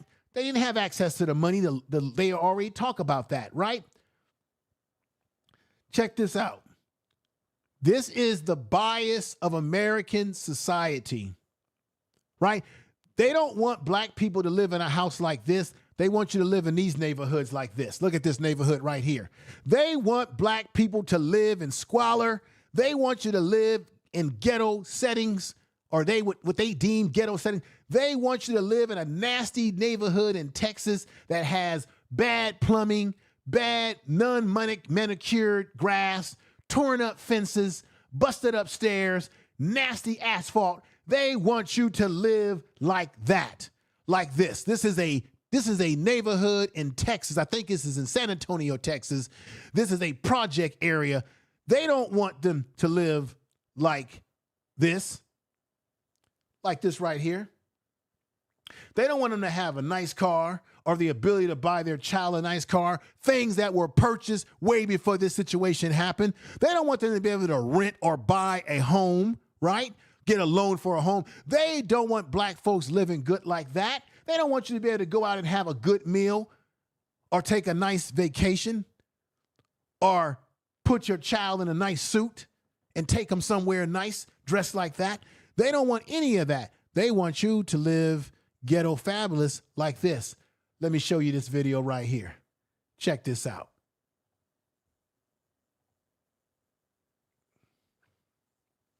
This is how, and this is no disrespect to people who live in poor communities like this, but I'm just being honest. This is how they really want to see. See, you got garbage on the ground. This is how they want to see black people live.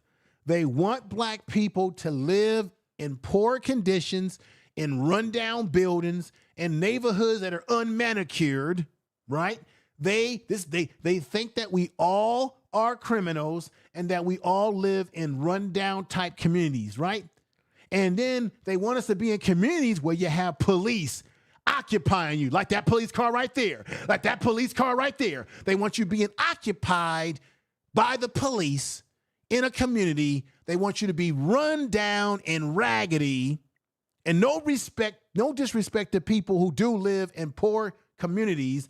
I'm just using this as an example because this is the facts. If you all agree with my premise and where I'm coming from, put 7s in the chat room right now. That's how they want us to be living. That's what their expectations of his lifestyle is to be, because they figure, hell, this Negro stabbed a white boy, so he's got to be indicative of black ghetto culture. He's got to be indicative of one of those black people who live in the hood. Oh yeah, he lives in the hood, and this is what they do in the hood, stereotyping people. This is what they do. They live this way, like animals. They attack and what have you with a knife in hand, because he did that, he can't be living in a good neighborhood, quote unquote good neighborhood. He's got to be living ghetto fabulous. He's got to be somewhere ghetto fabulous, right? That's what they want to see. They want to see broken down cars, garbage coming out of the garbage can on the streets. They want to see black people living like that. Yeah, I get what I'm saying. Hit 7s in the chat room. And because they're not living like that they're going on vacations 2 years ago, right? That the mother has a vehicle, which they had prior to these Escalade that they're claiming that they brought recently. And because they're living like this, it shatters the stereotype. It shatters all that white people desire us to live like. Now, because I've made my premise there, let's get back to this video. And so many different things of the false, lavish life of this family. $800,000 home, purchase Escalade, and private security. Let me make this very clear. The Next Generation Action Network has always had its security detail. Many of you that know us in the Dallas and Fort Worth media know that we have our own security detail. One of the individuals that escorted Karmelo Anthony out of jail is here present with us now. They are a part of the Next Generation Action Network security team. The family hasn't hired any private contractors or whatever, or splurged or whatever. But if they have the audacity to spend money for their safety and security, that's their prerogative. Facts. Tell the truth. The family has not withdrawn, and just until recently, just yesterday, they were officially notified by Give, Send, Go that they could start the withdrawal process. So they never had, should I say, they never had the money from the very get-go that they have been lied on about. This woman right here, as I showed you, trying to keep the family from getting the the funds, saying that she was going to call them to shut them down from getting funds, that she says she had proof that they had already got the funds and been using it fraudulently, and that's all a lie. This woman right here, lady lawyer, on the Twitter streets, put out this lie and this lie and this racial. They keep saying that we are the ones that's making it a racial issue. They're the ones that's making it a racial issue. We're simply responding to the lies. Let's get back to it. But if anybody know about this process, they know that takes about 2 to 3 days to withdraw from that and actually hit any account. But this blatant propaganda wasn't just about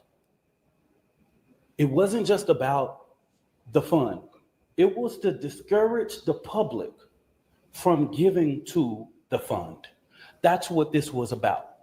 Because just like TMZ was able to call, give, send, go, everybody in the media, in these news outlets that I've never heard before, could have did the same thing. When I first called Give, Send, Go, they gave me every information that I needed. Okay?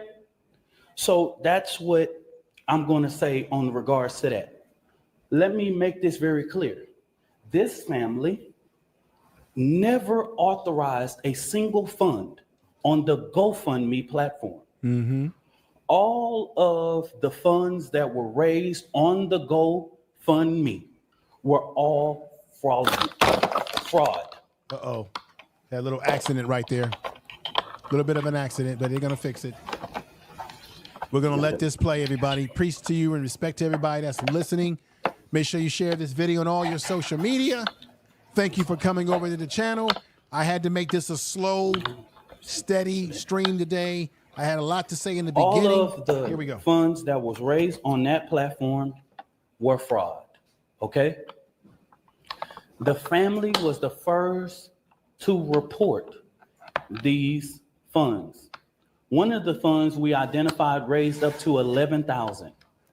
So a post about anything that stated that GoFundMe took everything down regarding Karmelo Anthony, that was at the request of the family and their supporters. This family never tried to create an account on GoFundMe. The Next Generation Action Network is very well aware of the company's policy regarding raising funds for legal defense. Now, didn't I say that everybody put sevens in the chat room? Once again, I do have some issues with Dominique Alexander. We'll be getting into a deep dive on that on the Truth Media Raw channel. I'll be dropping that video, but he is right. To his credit, he is right about what he's saying right here. Let's continue. Okay. Since this tragedy unfolded, the Anthony family has been subject to unimaginable amount of hate, racism, threats to their safety. People have sat outside their house, sent objects delivered to their door. You hear that? Publicly harassed, online and in person. This is not just about Karmelo. It's about the family who dared to stand and demand justice in a return and receive ugliness that racism in this country still breeds. But let me say this loud and clear. We are not scared.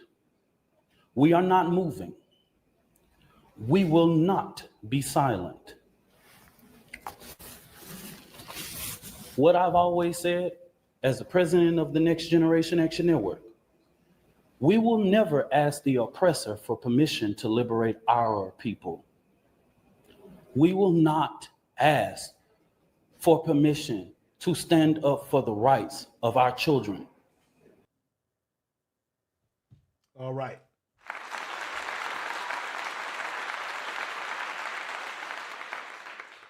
All right. Let's get to the next video right here.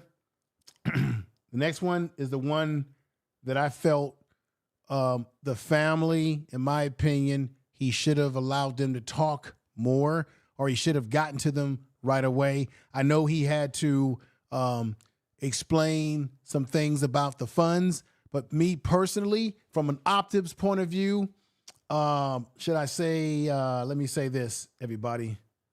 From an optics point of view, I really think it would have been better if you would have had the mother and father say out of their own mouths that everything is a lie, that they haven't purchased an Escalade, or they haven't been spending money lavishly on this and that. I think it would have come off even more genuine, more raw, more believable, and really more reality based to have the parents speak on these things in their own. Now, the mother right now is going to say some stuff, but I just think that given this man's history, the spokesperson, Dominique Alexander, I just think it doesn't do both them well to have this guy with the history that this guy has. I just got to be honest about that, everybody. You can, if you disagree with me, I have no problem with you having a difference of opinion, saying, hey, you can leave a comment in this video and say, hey, info, I disagree with that point, but I agree with this point, but this is my position. No problem.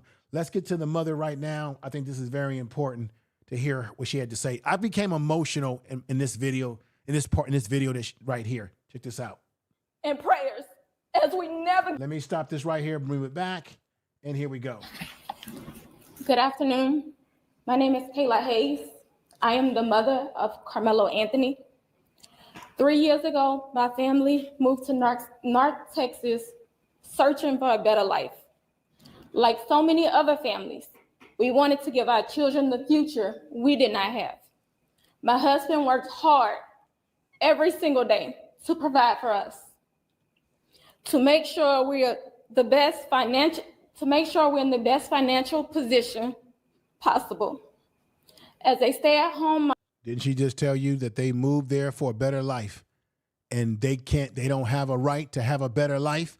You take pictures of them, you take pictures of this family on their vacation, having a dinner, pictures that come from some years ago, and you try to lie to the public and make it seem like they are frauding the GoSendMe that they're using. They didn't even have access to the money, and they have no GoFundMe.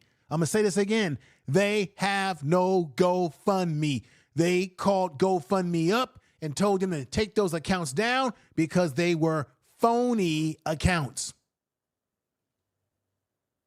But all these coons, all these raccoons on YouTube, you know the usual suspects, all these raccoons on YouTube, like these guys here, the Antoine Daniels, the Hodge twins, the Jason Buffalo Butt, the Brandon Tatum, the cop. And this other guy to the far left, I forgot his name, but I know he has like a sports channel. He's one of the biggest raccoons in the business. Okay? They all on their channels saying this stuff on their channels as if it's true when it was all lies. I got people telling me after I dropped that explosive video this week, I got people telling me, they go those raccoons again, y'all. Those raccoons. They're all over the place. Okay, those raccoons. Look at it. They fighting over the butter biscuits, y'all. They fighting over the butter biscuits. But I got people that left me messages and told me, oh, it's a lie. Everything in your video is not true. It's a lie. Okay. But yet the stuff that these buck dancers are put out on their channels has been untruth too, has been a lie. The dude on the left, the dude on the far left of this picture, who's in the seat with the microphone, because he has like a sports channel, he's a real big sellout. But this dude, I watched his video one day. He literally said that they took money to get the house and the cars. He said stuff that he had no facts on. Okay? You had to laugh to keep from crying.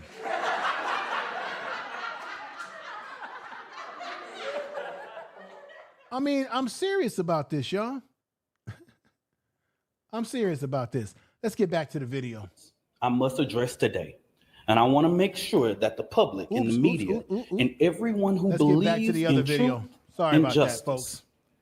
First, This is the one we're getting back to. the Boom, misinformation. there we go. I made it my life's mission to ensure our children are loved, nurtured, and supported every step of the way. In wake of this tragic incident, our family has been under attack.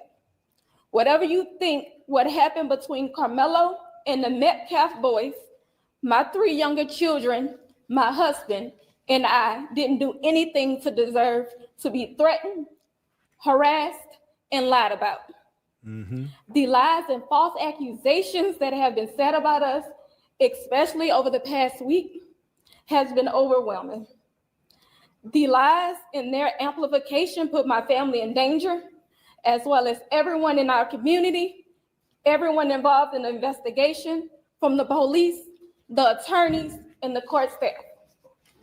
Our address and my husband's previous employer's address has been put on all social media platforms. You hear this? These fools have put the husband's address, her information, just like they did to the lawyer. I mean, the judge. They doxed the judge. Here she is right here, Miss Angela Tucker, who's a well-qualified judge, one of the most popular judges out there from what I've researched.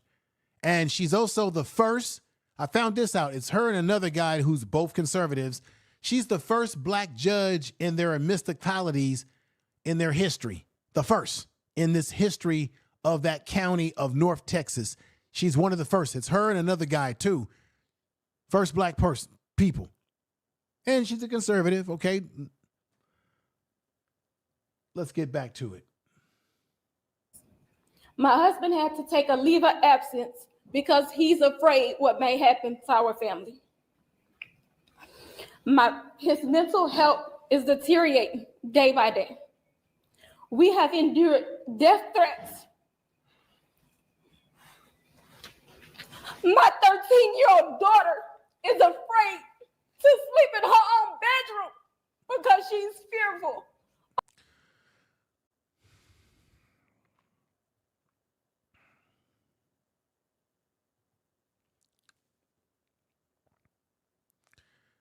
That part right there, everybody, when I first watched this for myself live, and I actually had watched this from work, from a work computer.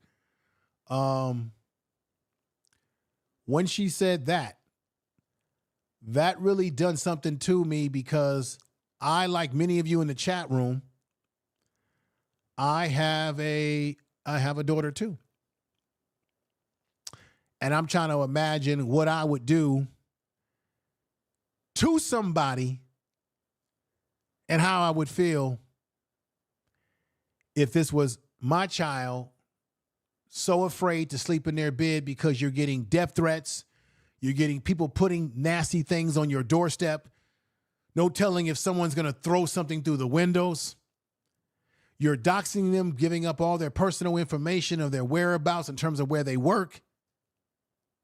Now you have to be completely like a prisoner in your own home. Now you've got people lying and saying that you're using money that's supposed to be money that people donated for your legal offense. You're using it to live fabulous with cars and houses, things that were either purchased way before this thing even happened or stuff that they don't even really have. Either way, they're being harassed. And to hear her say about her child, and you could see the father became emotional as well, this ain't cool. And this is why I take the position I take on this situation. And all you raccoons out there on the social media streets who are caping with the rest of the white supremacists to put this family down and make lies about them and agree with the lies. If you don't have any sort of any empathy and sympathy for the fact that it wasn't her 13-year-old daughter or her other kids that did this, but we do know that Karmelo Anthony did it because he admitted that he did it because he was protecting himself. You might be mad at Karmelo Anthony, but why are you messing with the kids that had nothing to do with it? Why are you doing this when the parents are not the ones who did the act of stabbing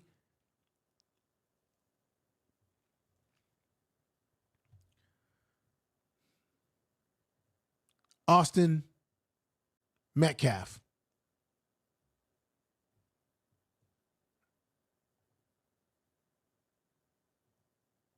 I don't understand.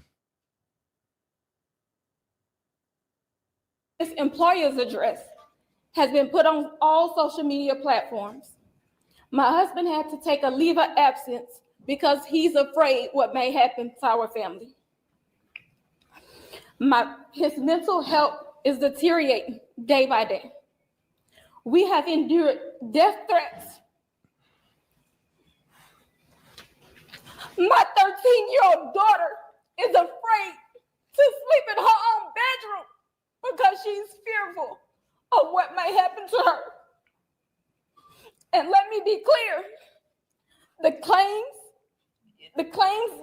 that were used about the public donation to buy a home or anything else are completely false. We have not received a single dime from the Give, Send, Go fundraiser. And the co-founder has stated that clearly. In the reality, we were just notified yesterday that we could begin to withdraw funds. And it still takes several days to receive those funds once a request is made. I don't know why we are being targeted and discriminated against before our trial. Our son deserves the same rights under the law that everyone is afforded to. He's been raised in a two-parent home with structure, stability, love, and we put God first in everything that we do. We believe in the Constitution. We believe in the laws of this state, but those laws must apply to all of us, not just some of us. To be clear, we will not speak publicly about specific details of what happened under the tent on that rainy and awful day. There's an active investigation that everyone involved wants to be full and fair. We believe in the legal process, and that is where the truth will come out. To the family who experienced the loss, my heart truly goes out to you. To those who have supported my family, thank you from the bottom of our hearts. We ask for your continued support, patience, and prayers as we navigate this difficult process. Thank you. Y'all, I'm going to show something up of a post. You come for me, I come for you. Sarah Fields. Never heard of this woman. This is the kind of despicable things that led to the father being here. Political operatives motivating this family with hate. Karmelo Anthony posted on something that shows, posted here. These are the type of lies that are threatening this family. Posting the family's picture. These are the type of lies. She's getting millions of views on this. Sarah, she's even came after me. She's even said all of those things. And now that the public knows exactly what is going on, I asked, because these racist bigots try to prevent us from standing up for our baby, our boy, he should be afforded the same rights that Cal Rittenhouse had, Daniel Penna, and all of the people who have claimed whatever their defense was, he should be afforded the same right. Nobody in the public media has one video camera, but we got the video of Kyle Rittenhouse with an AK-47 shooting 3 people in the back. We got that. And he raised more than $2 million publicly, and nobody said anything. So since they tried to come for us, I call for the community's overwhelming support for this fund. Despite what we may think of Dominique Alexander's background history, we can't deny that what he is saying right here, or what you have heard so far in this aspect, he was correct in his comparison and contrast to Kyle Rittenhouse and what have you. He was correct. There's other areas where I'm a little worried of the brother, and which is why I really feel that he needs to talk less and let the lawyers come in now and talk more, and the family talk only when it's necessary. But now this is where we want to see the professional lawyers come in and do what they do, because when he goes into these tantrums, even though what he said was true, that's where I'm suspicious of him and saying this brother is trying to blow his career up. He wants to be bigger than his status he has in the North Texas area. I'm just being honest with y'all about this. The disinformation that was put out was literally deliberate to prevent you from helping this family. And I want you to give overwhelming support to show them the community united can never be divided. And I'm going to say this again, and this is for everybody. Black people in America, while the current occupant sits at 1600 Pennsylvania, Black people in America don't have to pull the race card.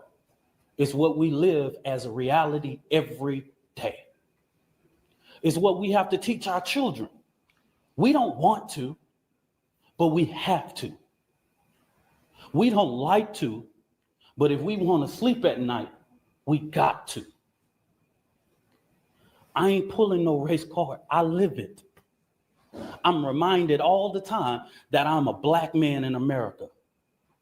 And what y'all just showed to Judge Tucker is just reminded that hate and bigotry and racial reconciliation in this country, we have respected the process.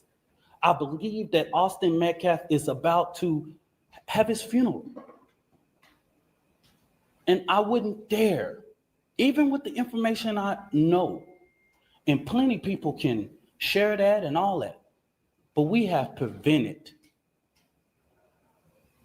from speaking about that in these type of public forums. It will come out. They have a more than well-capable attorney, and this family will go through a process of being able to get prepared for this trial. Now, there's something that he said that stuck out to me, everybody, and I'm going to play this and emphasize this part of the video. I clipped this part out of that speech, but there was something that he said, and maybe I'm reading too much into it. Maybe I'm not. It's a 53-second clip. He said something that sounded like he was saying, we got some information that we haven't come out with. The impression I got from what Dominique Alexander saying is that there's stuff that's coming out. There's lies that's being put out about Karmelo Anthony and his family. And he's saying that, hey, we know some things too that the public don't know about as it relates to video or what have you.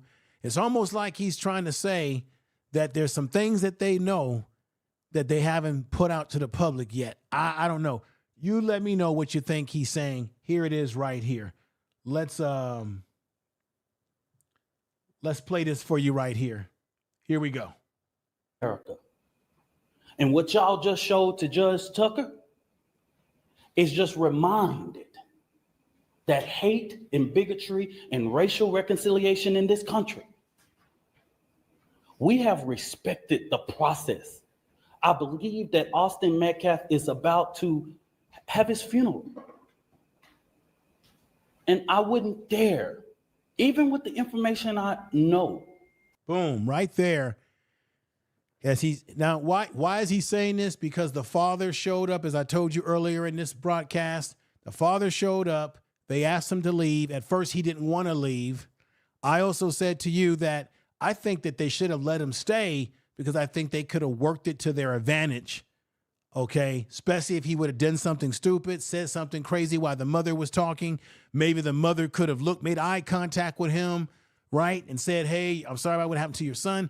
There's so many optics and so many ways that this could have gone that could have been to their advantage. And this is why you need lawyers who think in a strategy manner to be the ones up here setting the stage for this sort of stuff. This is where I think Dominique Alexander is out of his scope here. But he said, I want to play this little part right here.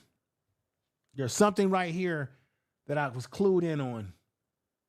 Even with the information I know, and plenty people can share that and all that. Even with the information that he knows and people can share that, is he telling us that he knows something about this case coming up that we don't know in terms of evidence? Is it about video? Has he seen video that shows that Karmelo Anthony was the victim was victimized by these guys, and that's what caused him to pull out let's continue. But we have prevented from speaking about that in these type of public forums. He said they've been prevented from speaking out about things that he knows in these kind of public forums. What he's saying sounds cryptic, but it makes me wonder if there's something that he knows that will be a blockbuster to help Karmelo Anthony. What do you all think? Put your thoughts in the chat room. If you agree with me, put 7 if you think that that's what he's saying. Very cryptic here. The cameras are out there. Let's go with this. Cameras are on, everybody. Let's play this little part again. From speaking about that in these type of public forums, it will come out. They have a more than well-capable attorney, and this family will go through a process of being able to get prepared for this trial. Let me put this back right here. I want to play this little part right here. Even with the information I know, and plenty people can share that and all that, but we have prevented from speaking about that in these type of public forums. So he's saying that meaning they have prevented themselves from saying some things that they know that could, I guess, make Austin Metcalf look bad. The son of Jeffrey Metcalf. I'm thinking that's what he's saying. What do you all think in the chat room? Do you agree with me? Everybody's putting 7s in the chat room, so it looks like you may be or are on the same page with me as to what's going on. There go the father right there again, showed up, and they wanted him out of there. Let me show you the video that caused this whole ruckus to happen, everybody. Let me show you the video real quick. Let's get to that video real quick and let you see exactly what the reporter said when this whole thing was over. It definitely was a hell of a press conference from the point of view that the mother really spoke her mind. She was emotional, obviously. The father had to console her here. She was crying. She became very emotional because of threats on her family, and this ain't right because the family members didn't do this. So why are they taking the whole damn thing's a shame? Let me let y'all hear this from the reporter. Check this out. Very emotional, very tearful, being held by her husband. And her message today was really informing the public of the way that her family has been impacted over the past 2 weeks. She says that her family has been threatened, they've been attacked, and they've been lied about. She said that she believes in the Constitution and the law, and her ask of the public and her ask is that we just watch this play out. This case is, as what's been indicated here, is going to go to trial, and she said she wants a fair trial for her son.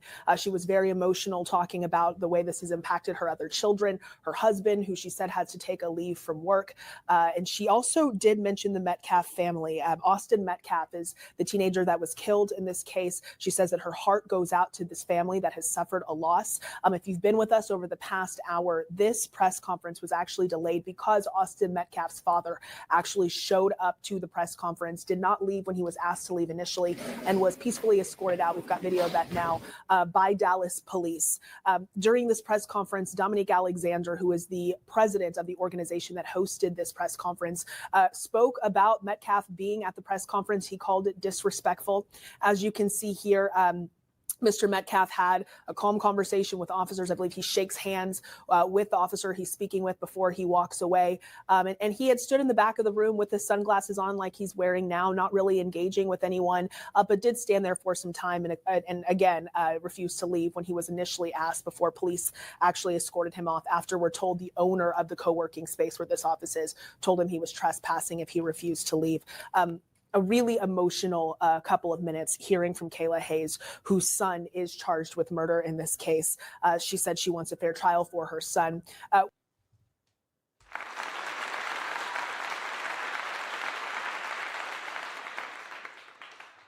All right, everybody, let's go. I have another one for you. I want to go over some other things here.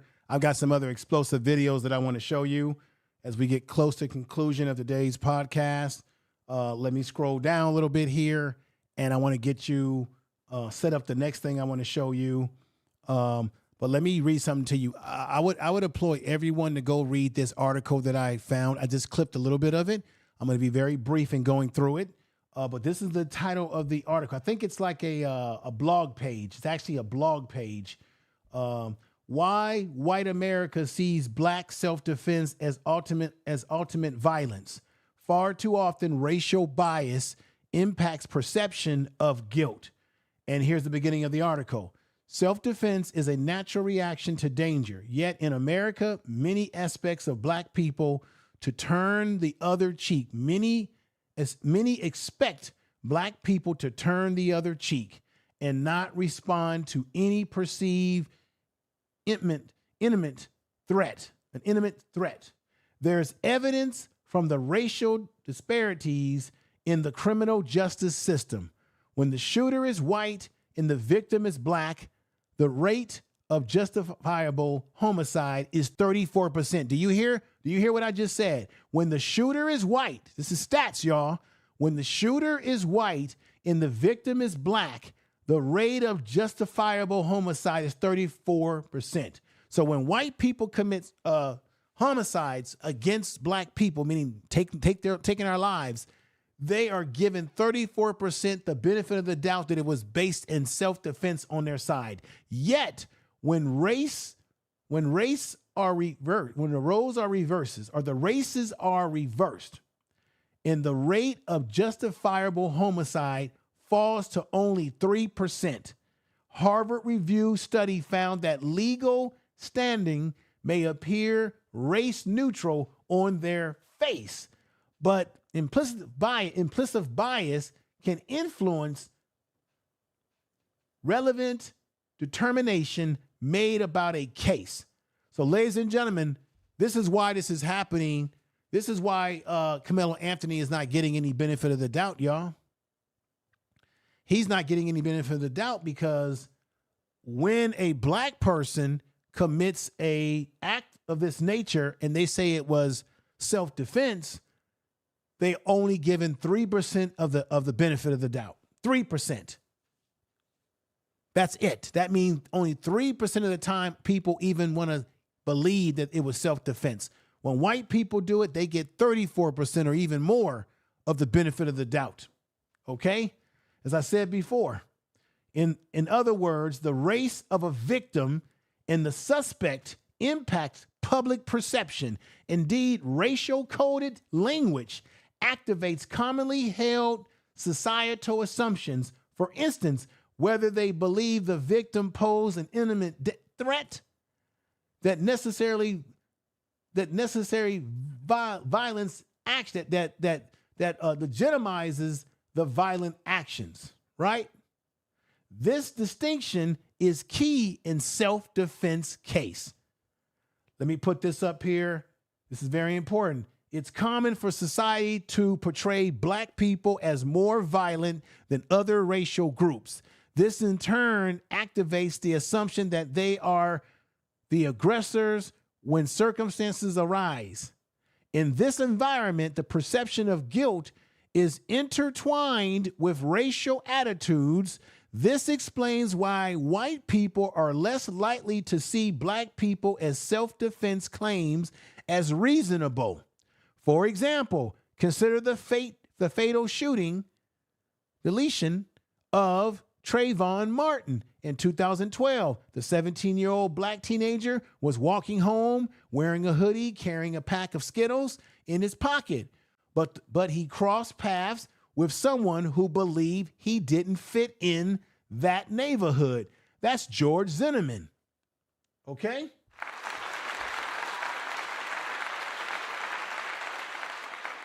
This is very important distinction because of what I'm about to show you right now. When you talk about racial bias and those in the mega movement and those white supremacists and those white nationalists and those white people that are being biased and racist towards the family and towards how they look at Karmelo, they see him as a criminal. They can't believe that he could be defending himself. Whereas if it had been the other way around, let's say Karmelo Anthony was the one that confronted one of the Austin Metcalf. Let's say Austin Metcalf came to the track meet, was sitting underneath their tent. Let's say Karmelo and his brother come walking over there to him and say, hey, you need to move. And they put hands on him to move him. If Austin Metcalf would have pulled out a knife and maybe stabbed Karmelo Anthony to his death, would he be given the benefit of the doubt that it was self-defense? I guarantee you everybody would be saying, slow down, don't rush to judgment. The young man said that it was self-defense. Let's give him a chance, because white people, when they do this, they're given 34% benefit of the doubt in this situation. Black people, only 3%. Over here, I give you the data, I give you the numbers, I give you the breakdown that other people sometimes won't give you on this issue. A lot of people making videos about this, but they never gave you that stat or that breakdown that I just gave you, how it works statistically when it comes to how black people are perceived when we take someone's life in self-defense claim. I gave you the breakdown. Go check out this young lady's blog page. You might have to sign up for it or something like that. Here it is. Why white America sees black self-defense as ultimate violence. Far too often, racial bias impacts perception of guilt. This is a fact. Tell the truth. Put sevens in the chat room if you're with me. You hear where I'm coming from. If it makes sense to you, please let me know by putting sevens in the chat room, because the information that I'm putting out here, I know I haven't shouted a lot of people out. I see my man Yalpo in there. I see another CG who gave me a super chat. Really appreciate that. If y'all hear what I'm saying, a lot of people are talking about this issue around Karmelo Anthony, Austin Metcalf. A lot of people talking about it, but not too many people, as myself, have gone out, done some research, right? You go out, you do a little bit of research, you dig up and you see, hey, what's out there? What's in the what's out there that we don't know about? Let me get on my computer and do a little research about a few things, right? Let's see what's really going on. And what I dug up and found out is that statistically, after finding this young lady's blog page article, which I think was an excellent article, y'all should look it up. Racism, why white Americans see black self-defense as ultimate violence. Far too often, racial bias impacts the perception of guilt. 34%. Put this back up here again. Justifiable homicide is seen as 34% in favor of white people in terms of perception. Only 3% perception when it comes to black people, meaning who you're going to believe the most. We are believed the less when we're saying that we were defending ourselves. How many people have broke that down to you on these YouTube streets? Over here on the Information Man Show, I give you the information, I give you the data. Now, let's get to this guy right here. This guy should not even be out. This guy should still be in prison. This guy's a piece of garbage, okay? This is Jake Lane, January 6th. Check this out. I just broke. Check this out. Check this out. This man says on his post, I just broke into the stadium, because I can't pronounce that, at Kingdale Stadium and got the first ever footage of Austin Metcalf's bloodstain on the stadium floor still. His blood cries out for justice. Lock up Karmelo Anthony. This man admits that he broke into the stadium where the incident took place. Y'all set up here on social media all the raccoons. Listen to me. All the raccoons, the buck dancers, the tap dancers, all the usual suspects on YouTube you see on this picture right here. Y'all sat up here and said, what did Karmelo Anthony, why was he there? What business did he have to be there? Karmelo Anthony ran track, played football, had every right to be there. But y'all called him out and said, oh, he had no business being there in the first place. The man plays football. You see him right there with his football uniform on. The young man, here he is at a football sports camp, okay? Y'all said that Karmelo Anthony had no business being there when he did have every business being there because he was involved in track and field in the community. But then this white supremacist who should actually still be in prison, Jake Long, even admits that he broke the law by breaking into the damn stadium. He just said, I broke into the stadium, which means the stadium was shut down. They probably shut it down ever since this incident. That means that he just crossed into a crime scene that he had no business being at because they had the track and field locked down and admits on social media. He should be arrested. Admits on social media that he broke into the stadium, and then y'all sit up here and say, why was he there? He had no business being there. This man had no business being there by breaking into the stadium. He admits it in his own damn post. I bring you the receipts. I'm bringing you the receipts that not everybody's bringing you. Been bringing the receipts. I gave you the hot fire video that I put out not too long ago about this situation.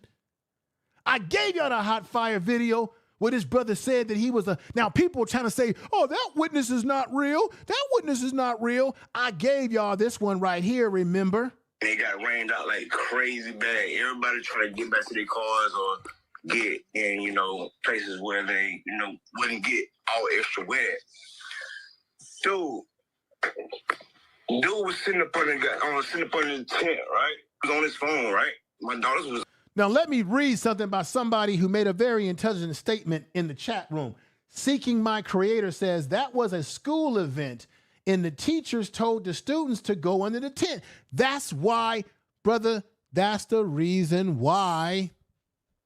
Let me get to my other camera here. That's the reason why, in the first place, that's the reason why, brother, that Karmelo Anthony got under the tent in the first place. That's the reason why. Because it was raining. See, nobody wants to deal with that little factoid that he got under the tent at this event. They go to tents right there. That he got under the tent because it was raining. Right? This dude, Jake Lane, just admitted to you that he broke the law by breaking into a public track that was locked down, probably because of what happened, goes there to the crime scene and brags about taking pictures of Austin Metcalf's bloodstains. What type of sick MF does that? What type of sick MO does something like that, y'all?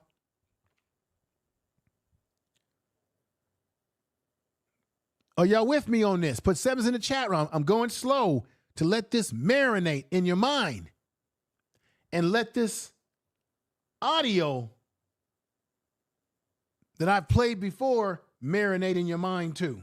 They got rained out like crazy bad. Everybody trying to get back to their cars or get in, places where they, wouldn't get all extra wet. Dude was sitting up on the tent, right? He was on his phone, right? My daughters was up under the same goddamn tent. Yeah. So I'm paying attention to my kids, but at the same time, they're in the same vicinity. So I'm watching everything going on around it because I'm there for my children. So dude walks up, McKellen, bro, he wasn't even under the tent at the time. They came from a whole separate tent and walked over there. They intentionally went over there to this kid, man. Dude was sitting there on his phone just trying to get dry. You feel me? One thing went from another. They grabbed this man and they tried to punch on dude. Dude went in his bed and they went to try to jump this dude and punch on this dude, man. And he protected himself, dude. That's what happened. Yeah. It wasn't just one. It was both of them, bro. Austin, that dude that's got unalive, and his brother physically went over there to intentionally. It's not to the point that he brought a knife. For one, it wasn't on school property. The school is at least 5 to 10 miles away. It was a community track meet, bruh. It wasn't a school track meet. So he had the right to have a knife on his person, bro. Okay. That's that. Let's go back to, I just wanted to play that as a reminder, but let's talk about this dude right here. You're going to see a video. This what happened over this weekend. They had a white people's protest. This guy was trying to solicit. That's the same guy right there. He was trying to solicit a white people's protest against Karmelo Anthony. He didn't have not a lot of people showed up, but there was press there. The dude right here to the right, he's black, but he ain't black American. I'm telling you, I don't like to use that word tether, but there were two individuals who definitely do deserve that term. This man, I think he's East African or what have you. I mean, I got no disrespect to people from the continent or from the Caribbean, but we're talking about black people that come from other parts of the world that come to this country, and then they try to undermine black Americans. I'm talking about those that undermine black Americans. I'm not talking about everybody. But this dude was caping for this white supremacist that's right next to him. And another black man was caping for him. This dude was accusing black people of being, wait till you hear what you're about to hear. And this is what also disgusted me.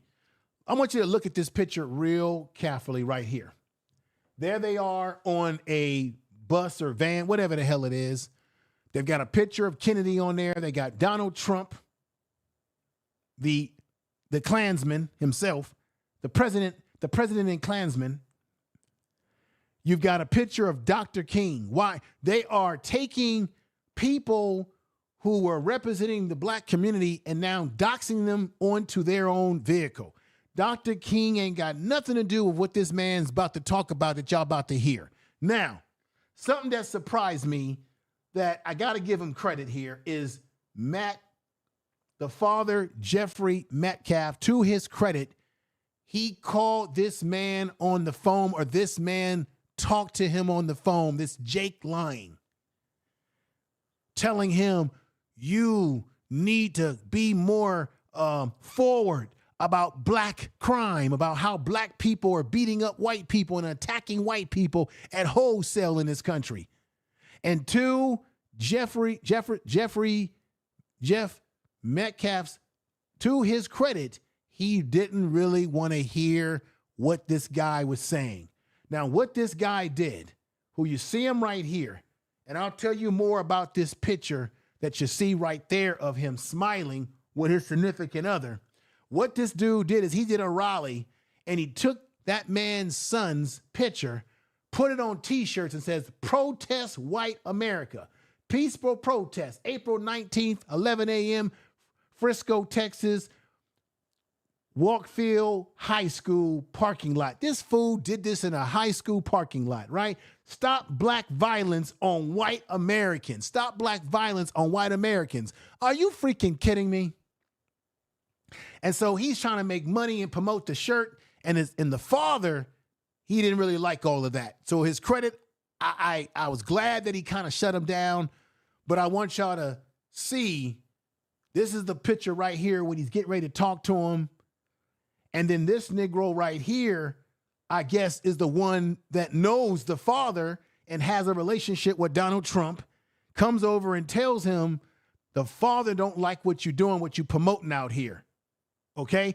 I want y'all to see this for yourself.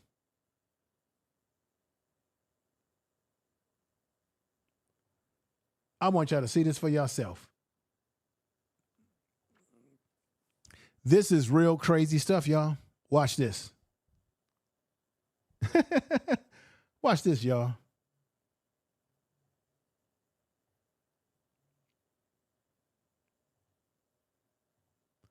Here we go. Hey, Jeff, it's Jake Lang here.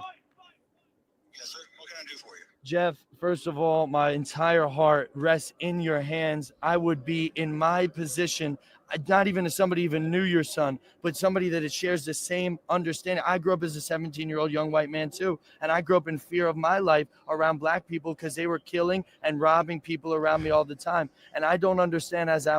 This what this white racist, white nationalist says, I grew up around black people. I call cap. And they were robbing all the time and robbing me. Wait till I show you some stats on this stuff to shut this bullshit down that he's talking.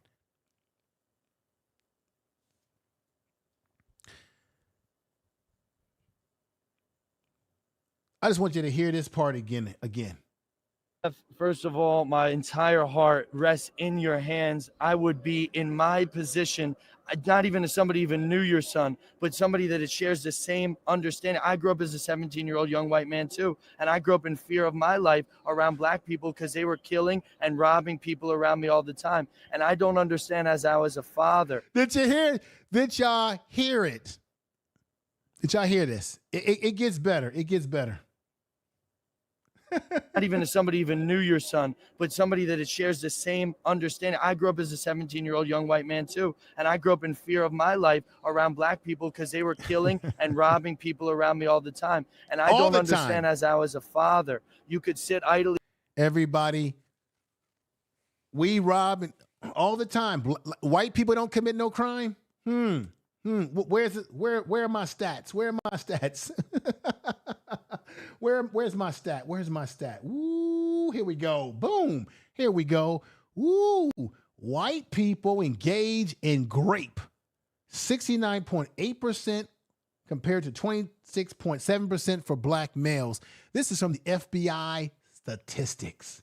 Okay. Now, when it comes to robbery, we got them beat. We're at 52.7%. They're at 44.6%. Aggravated assault. White people are at 61.8%. Black people at 33.2%. Burglary. White people will break into your damn house and rob you blind at 68.2%. Black people at 28.8%, according to the FBI files. I'm using their files, the files that they have come up with. When it comes to larceny and thief of motor vehicles, white folks, according to the statistics, they lead at 67.6%, black people at 28.6%. When it comes to larceny and thief, they lead at 66.3%, black people at 30.2%. When it comes to setting shit on fire, arson, they're at 70%, 70.8%, 24.7% black people. Violent crime, they lead in violent crime at 59.1%, black people at 36.4%. Property crime, they lead at 66.8%, black people at 29.8%. Other assaults, white people lead at 64.8%, black people at 31.2%. Now, those other assaults can be a variety of different things. Okay? Counterfeit money and fraud, they lead at 67%, 65%. They lead. These are FBI statistics. This man is sitting up here talking about black people.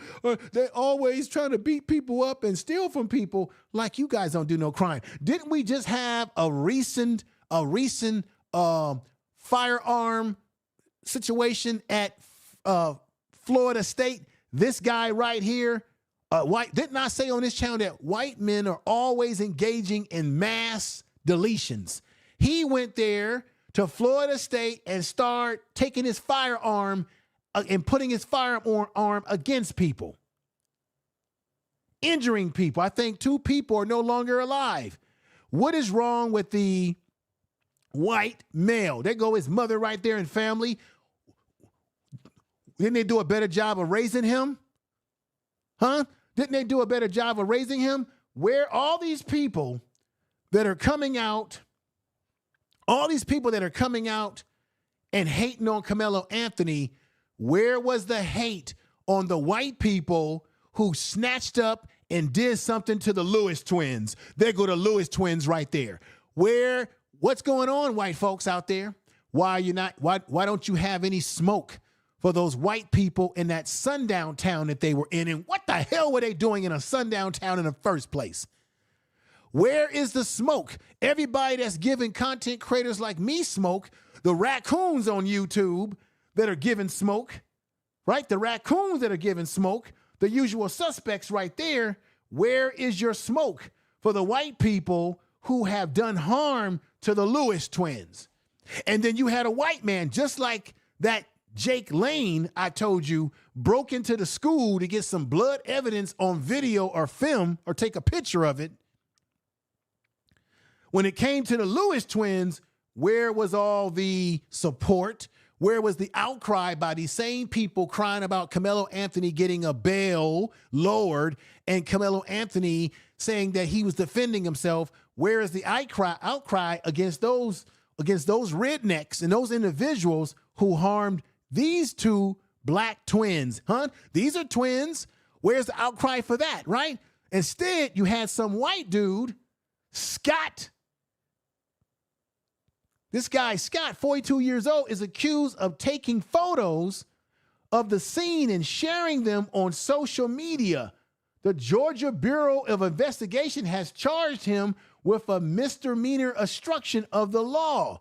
Thanks to my man Farrell Says That. He was talking about this on his channel. I clipped this off of his channel. Here's the white dude right here I clipped off his channel. That's the white dude who went and took pictures of what happened to these young men and put it on social media. Is anybody threatening his life? Is anybody doxing him and telling you where he lives, where he works? Has anybody called him out? The same people that's calling us out for supporting Karmelo Anthony and putting death threats and all sorts of nasty things towards his family? Where is the hate going towards this guy who's been, I guess, investigated and under arrest? I believe he's under arrest by the FBI. The FBI, they're charging him. Huh? Do y'all get what I'm saying? How I'm putting everything together here for you today. You've got the white boy that goes into Florida State University, beautiful campus if you've ever been to Florida. And once again, with a whipping in hand, he goes in there harming people. Right? Karmelo Anthony does Karmelo Anthony stab someone, and stabbing is a horrific thing. I'm not saying it should be happening, it should be done, but he claimed it to be he said it was self-defense. Everybody's calling him a thug, a no good this, a no good that, a monster. Yet white boys, white men continue around this country called America. These white men continue, these white boys continue to go around this country with their AR-15 rifles, and they continue to go into schools, high schools, elementary schools, colleges, and they go into the schools. That's right. He's saying, whoa, and they continue to go into these schools and commit harm on people and their peers in the school. So the question is, everybody, what is wrong? That's my stats. What is wrong with the white male? What is wrong with the white male in this society today that they feel that they need to go to school and start taking everybody's life? There's a problem, but nobody in this society would say, what's wrong with white America? What's the problem with white males? But when it comes to black males and a situation that was isolated with him and another person, everybody now wants to say, this is what black kids do. This is what black males do. Like he's saying, all my life, the black guys were messing with me and so on and so forth. Around black people because they were killing and robbing people around me all the time. And I don't understand, as I was a father, you could sit idly by and not condemn the culture that killed your son. There is an epidemic problem in this. I told you that it's American culture. We've got all type of kids doing all types of things of different races. It's an American culture. This is not a black culture thing. This is American culture, because if you're going to say that this is black culture, that our kids stab people with knives, then what the hell are we saying about what white kids do with AR-15 rifles going into school? Huh? What about that? Huh? Isn't that a dysfunction of white culture or American culture? Which one you want to pick? Let's continue. Country, and your voice could be one of the loudest voices in this country, but you've chosen to recoil out of fear and continue the suppression. Why will you not stand with me and with the rest of the people? We're not calling for racial divide. We're not calling for hatred. We're saying 350,000 attacks on white people by black people a year in this country is wrong. Why can't you stand that and say with that? Maybe you can. Would you be willing to stand by me in a press conference or in an individual interview and talk about this issue that is larger than Austin at this point? God rest the beautiful young man's soul that would have been one of our strongest voices if he was still alive today. Are you done? Yes, I am, sir. Okay, my turn to speak. You are part of the problem, my friend. You're trying to create more race divide than bridging the gap. I do not condone anything you do. You do not have any. That's called white guilt. No, let it talk. Of my son, let me finish. I give you your time. You take my son's face off your website. I am not associated with you. You're creating more Austin Metcalfs with your weakness, sir. You are creating more Austin Metcalfs with your weakness.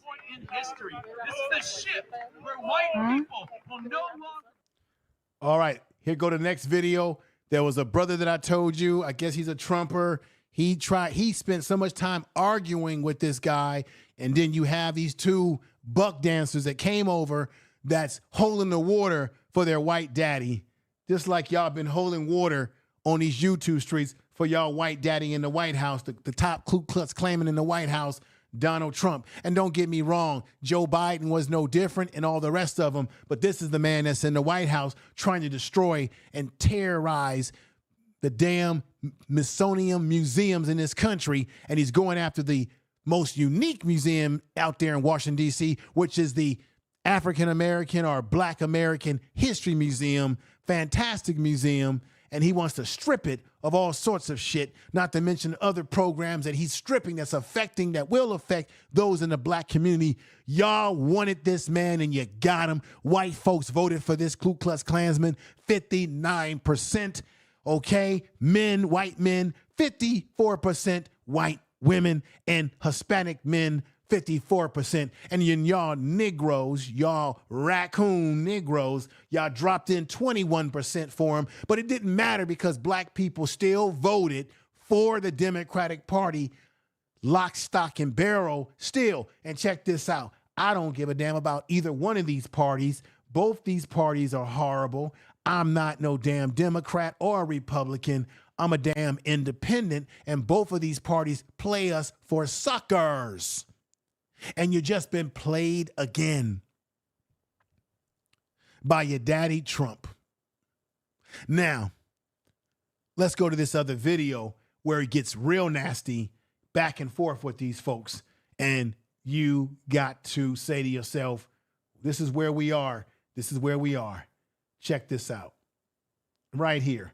So it starts like this, where he's trying to confront the white little racists, and they go back and forth, and then it ends up like this. Check this out. You're creating more Austin Metcalfs with your weakness, sir. You are creating more Austin Metcalfs with your weakness. You are being weak. I gotta be honest with you about that, sir. You're being weak. Condemn your son's killer and the culture that caused it. Hey, Jeff. That's the problem. You've been submitted. Hold on, Jeff. You've been submitted. I'll handle it from here. You've been submitted, sir. You're not gonna make If us we back were all, down. if we were all of your nature, Guys, listen. You're not gonna shame What a us. weak None of man. that. Do you know who you're talking to? I'm talking to a black man. You don't. No, you're not. Okay. You sit here, you talk about Trump. But I am. You're not Google gonna my make me name back and down. Trump. Now, this is a lesson that all you sellouts need to learn. And I'm going to teach you that lesson. These white supremacists don't give a damn that you are a fan of Donald Trump. They don't care that you voted for Donald Trump. Look at what's his name?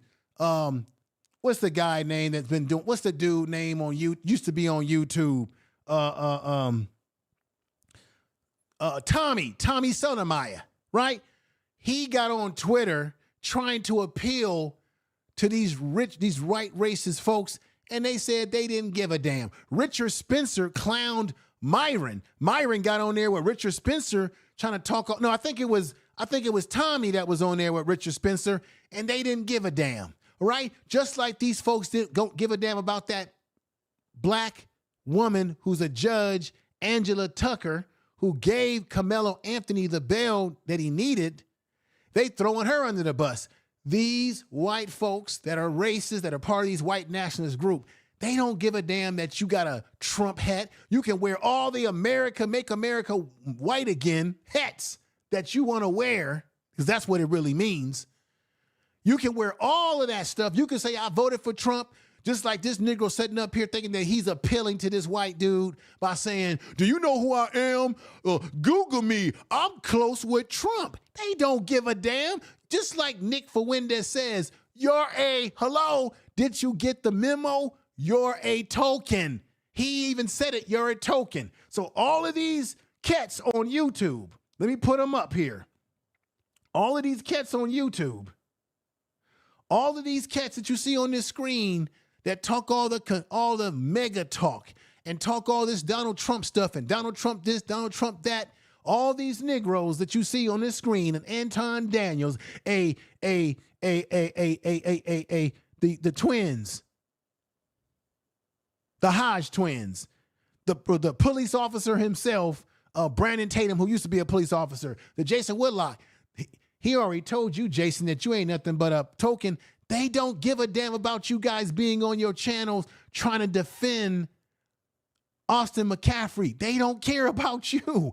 They out there, they're for their own people. He just told you that this was a rally for white people against black people harming white people. They don't give a damn about you raccoons on social media sitting up there holding their water. They don't care. The minute you get out of line, you get out of compliance. The minute you decide you want to get off the plantation and you don't want to serve the master, they'll throw you under the bus. You notice right here, here's case in point. This black man right here is trying to appeal to him by saying, but do you know who I am? Me and Trump, you better Google me because me and Trump is bosom buddies. This man might as well be Steven from Django Unchained. You better Google him because I'm down with Trump because I'm a good compliant slave for Trump. He didn't give a damn about what your relationship was to Trump. Listen to this again, y'all. This Negro has to learn something here. Jeff, You've been submitted. I'll handle it from here. You've been submitted, sir. You're So not. now he says, Jeff, I'll handle it from here. This white boy don't give a damn about your relationship. You're just a token. Richard Spencer, all these whites, all these off-right white boys, they don't care about black people. They'll just use you when you want to be a part of their movement, but they really don't give a damn about you. That's what makes it so laughable that you guys are willing to carry water for them. Tell the truth. I'm just saying. Let's go. If we were all of your nature, Guys, listen. you're let me not say going to this. say what we Do you know who you're talking to? Uh-oh. You don't, do you? I'm talking to a black man. You don't know. He said, do you know who you talking to? And this white boy said, I do know who I'm talking to. I'm talking to a black man. And then a lot of these black conservatives, you know what they usually say? I'm not black, I'm American. I'm not black, I'm American. Sweet mama pie. I'm not black, I'm OJ. Let's hear it some more. You're not. Okay. You sit here, you talk about Trump. But I am. You're not Google gonna my make me name back and down. Trump. No. He When don't you do give that, a my damn. name. I agree with. This Negro, this ninja is spending all this time talking about Google my name. That white boy don't give a damn. He just sees you as another ninja. Like he said, he's tired of black folks harming him. All his life he grew up, they was harming him. Black No, males winning, Google that. but they're not winning but right what now. You're doing, They're becoming but what degenerates you're doing, and murdering white you're people. not helping America. You're no more patriotic than I am. No way. Where were you on January 6th? Silence only gotten worse. Where were you on January Here 6th? comes the tether. It's only gotten worse. Boom. Here you go. Here's a white man who sits up here and says, oh, black people are committing all the damn heinous crimes towards white people. They're beating us up. They're doing all kind of stuff there. And then here's the black guy who's his sidekick, who's his little pet, who sits up there caping for the white boy who has said disrespectful things and generalized black people. Did you stand for your country So you when they think that stole our made you vote? patriot because you showed up there? Does You're that make you a patriot? Joe What's your Biden, because you solution? showed up. Biden is a All you're doing is pedophile. condemning us. What's your My solution? solution is to help people where they're weak. So we have an issue in young black males' lives across the country. It's not It doesn't say that matter. to Jeff Metcalf. Say that to worse. Jeff Metcalf. We talk about it, man. Say it. At the end of the day, the man is asking. So let me ask you this: you got a father who's grieving, and your response is he's weak. My father is celebrating my strength right now. You have no idea. You'll never win the Senate. And what I'll do, I'll come to Florida and run for Senate and run as a Republican, and I'll kick your butt. Gary. So what's happening here is that this man is running for some type of political office. This Jake Lang is trying to run for a seat in the Congress, either the Congress or the Senate. This man should actually be in prison right now, y'all, and I'm about to show you why he should be in prison right now. It's going to blow you away. Let's continue. And this ninja is trying to appeal to him. You can't appeal to white nationalists. You can't appeal to these white supremacists. They don't like us. They despise us. They want us eliminated. There's no appealing to be done. You lose, bro. You need 2 years of residency in Florida. Because this behavior is why we're in the situation where we are. No. We get these. Is that what it is? Okay. Well, at the end of the day, he's asked you what to do. Yeah, and they what look not like to. lovers. Listen, They you have probably a are right leader lovers. no longer- Music Man 82. Austin Metcalf, but we're gonna continue this. Look at argument. that. Why? Now, this is the thing you're going to notice too, everybody. The main people that's talking during this situation are the main people that's backing the white dude up is black people. You got the one black guy that's buck dancing for him. There's going to be another black guy that's going to get involved. All the white people that's around him, because it wasn't that many people that came out there that day, this weekend. All the other white people that's out there is people from the press. But no other white person out there was backing what this guy was saying up. It was two ninjas that was backing it up. One ninja here that looked like he from some other place in the world.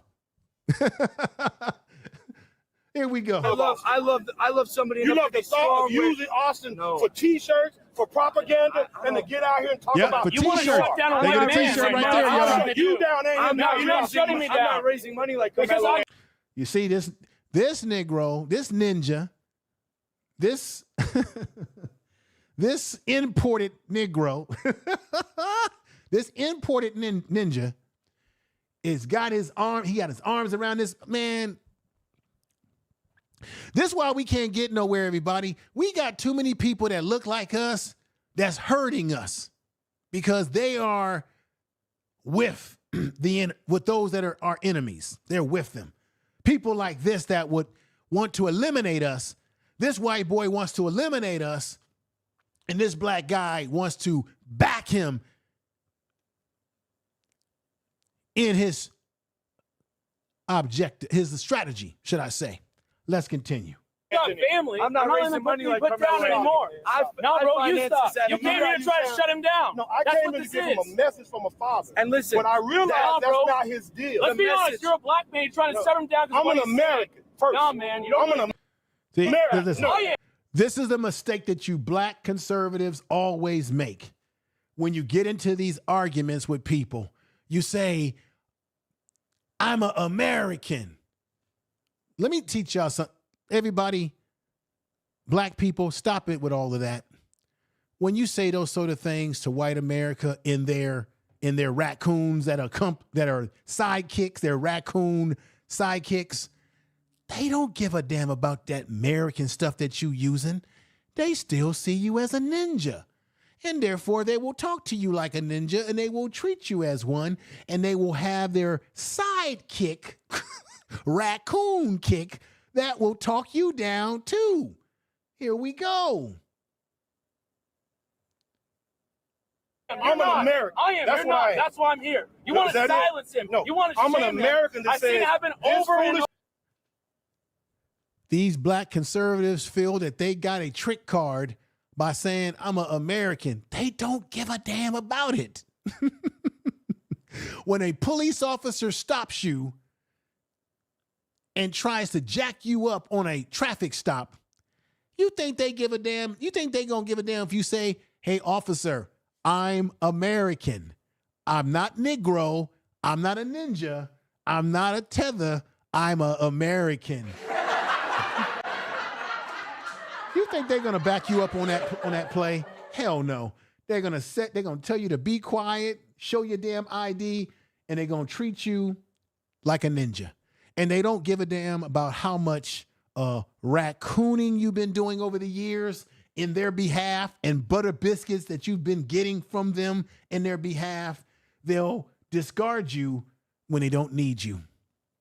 Let's continue. It's not foolishness. You've done nothing. You have not worked on anything. It's not changed nothing. We're here to try something different to stop this. So what's the difference? The difference is we're actually coming out here with courage. Saying what? And you just want to silence people. No. Saying that white people can't be put down anymore. I listened to you. For 2 hours. Yeah. It wasn't substance. And you were raging. You had more people. You were raging. To the what substance is then? What's one dead, the 17, another one who's in jail. He's a murderer. And how often it happens all the time? Who's been charged? We tried your way. It happens again and again and again. Everybody, don't waste your time. Let me channel my Sergeant Waters from the Soldier Story. We don't need the buck dancers, the cornbread type like this, like this black guy you see here. We need to eliminate them out of our community and out of our life. Don't sit up here and argue with the buck dancers, the Sambos, and the raccoon types. It's just not effective because you get nowhere with them. And there's no need to appeal and try to appeal with this I'm American, I'm not black stuff when it comes to dealing with these white supremacists and Nazi and white nationalist tops. You've got types. You've got to stop it, black man and black woman. Stop it, stop it, stop it. There's no need to appeal. There's nothing to appeal to. They are what they are. But this is what these black conservatives try to do because they feel like if I just tell them I'm American, if I just not define myself as a black man, if I say I'm more than a black man, that I'm American and that I'm a patriotic person, that somehow you're going to be treated differently because you wasn't willing to say I'm a black man.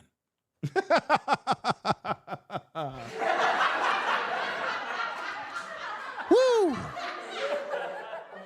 Here we go again. At the end of the day, it doesn't stop. At the other day is this. You probably bought that hat from me.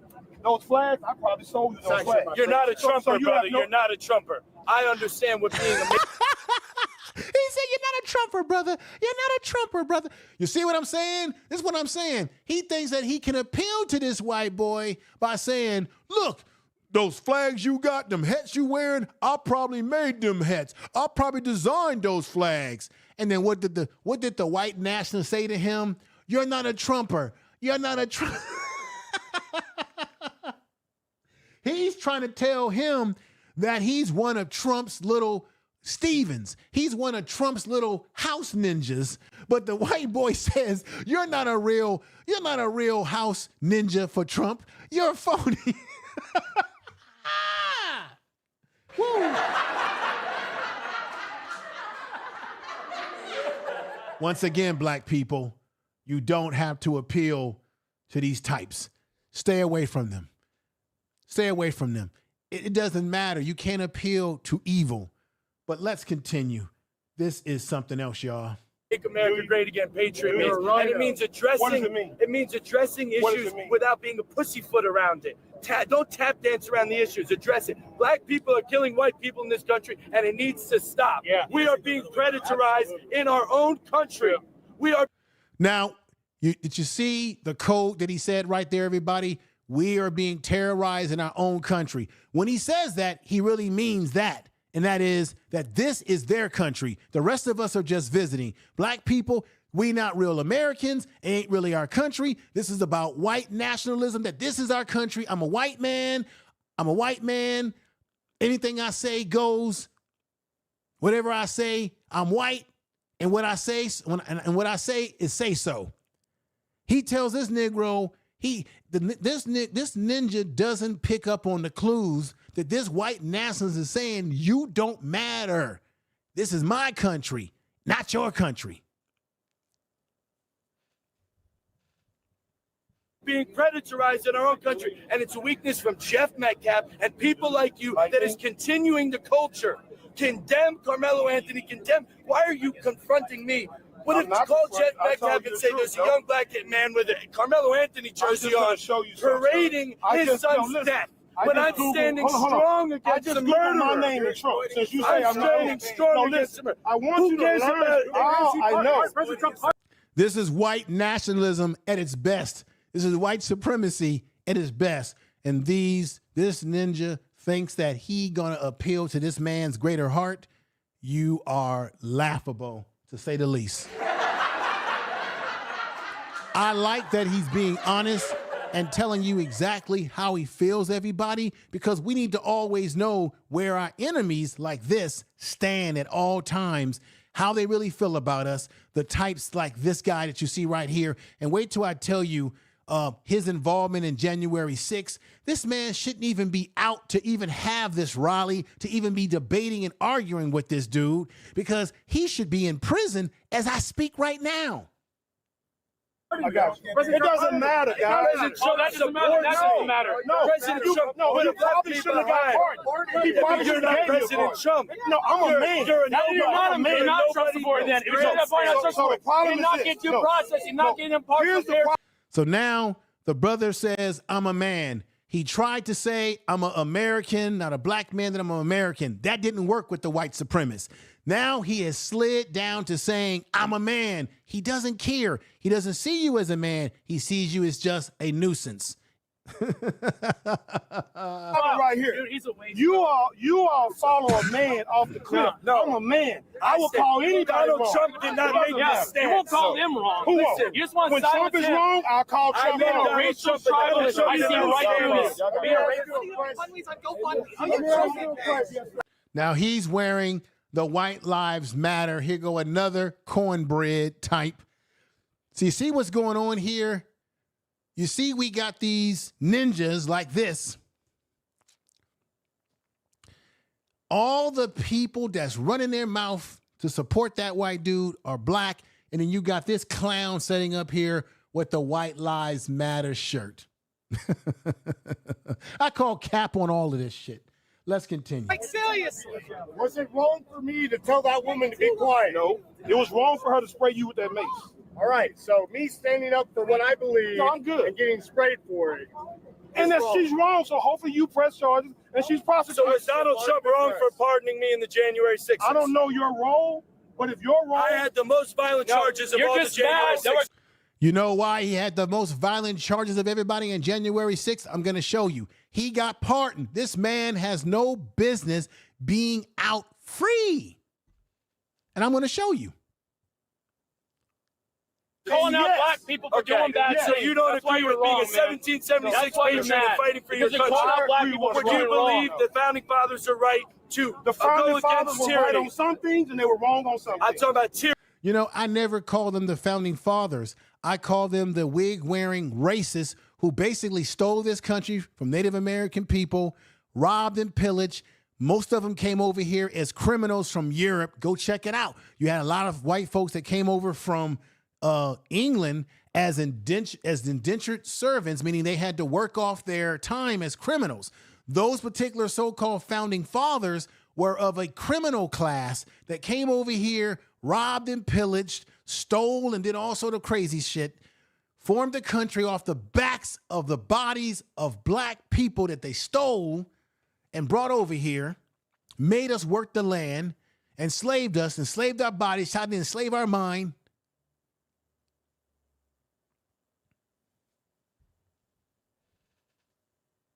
Tyranny. Were they right against standing against tyranny? No, are we right against standing your against black rationale is violence? It is tyranny. We are living in tyranny. It is the same tyranny.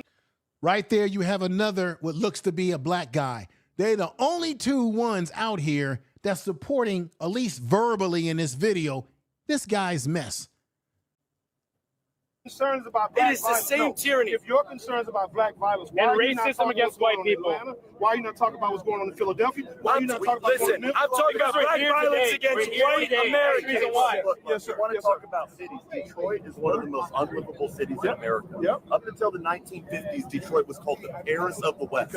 Why is that? And why is that no longer the case? Because Let it's me tell you why. unlivable due to black crime. Dude, I'm slow. I'm slow. I just now. Here comes the other nut right there talking about he's slow. These people weirdos, y'all. They weirdos. These people are weirdos. That's not an issue. The community that I Saying white represent. people are I being also targeted. represent other communities. Well, you're being Republicans. disingenuous. You're trying to shut them down. Hey, You're trying to shut them down. Yes, you are. Everybody, this is crazy. Let me give you some background on this guy right here. That guy, Jack Lane, is a January 6th insurrectionist. He said he got the heaviest conviction in this. This man is supposed to be in prison. He was in prison, I think, 3 years already. And your daddy, your white daddy, Trump, one of the top Ku Klux Klansmen in the country, and he has his blood because in 1921, if you go do your research, his father, Fred Trump, was defending the Ku Klux Klan in New York against the police in New York. So this is in his blood. His father did housing discrimination against black people, not only in New York, but in the state of Maryland. And this man pardoned this sucker right here who should still be in prison right now, not holding a rally, causing agitation. And you heard Jeff Metcalf, you already heard him say, hey, you don't represent me. I don't like what you're doing. So I give Mr. Metcalf that much credit for at least telling this man that he don't support him, right? Now, that's what he said out loud. We don't know exactly what goes on behind closed doors, but that's what he said out loud. And I got to say, okay, I'll give him some Cheerios for that. Now, let's go back over here. I want to go back over here and show you something again about this guy right here. So as I said, Trump is the one that pardoned this sucker, right? You see Trump right there. He pardoned him, right? Check this out. I'm going to put this up here. Boom. Jay's January 6th political prisoner released after. He's not a political prisoner. He's a damn prisoner. Nothing political about what he did because he was an insurrectionist. Prisoner released after 4 years. I was wrong. After 4 years, Donald Trump made sweeping pardons to January 6th protesters. This man should be in prison. This man shouldn't be out causing havoc. And now he's trying to run for elective office. Here he is in January 6th, y'all. Check it out.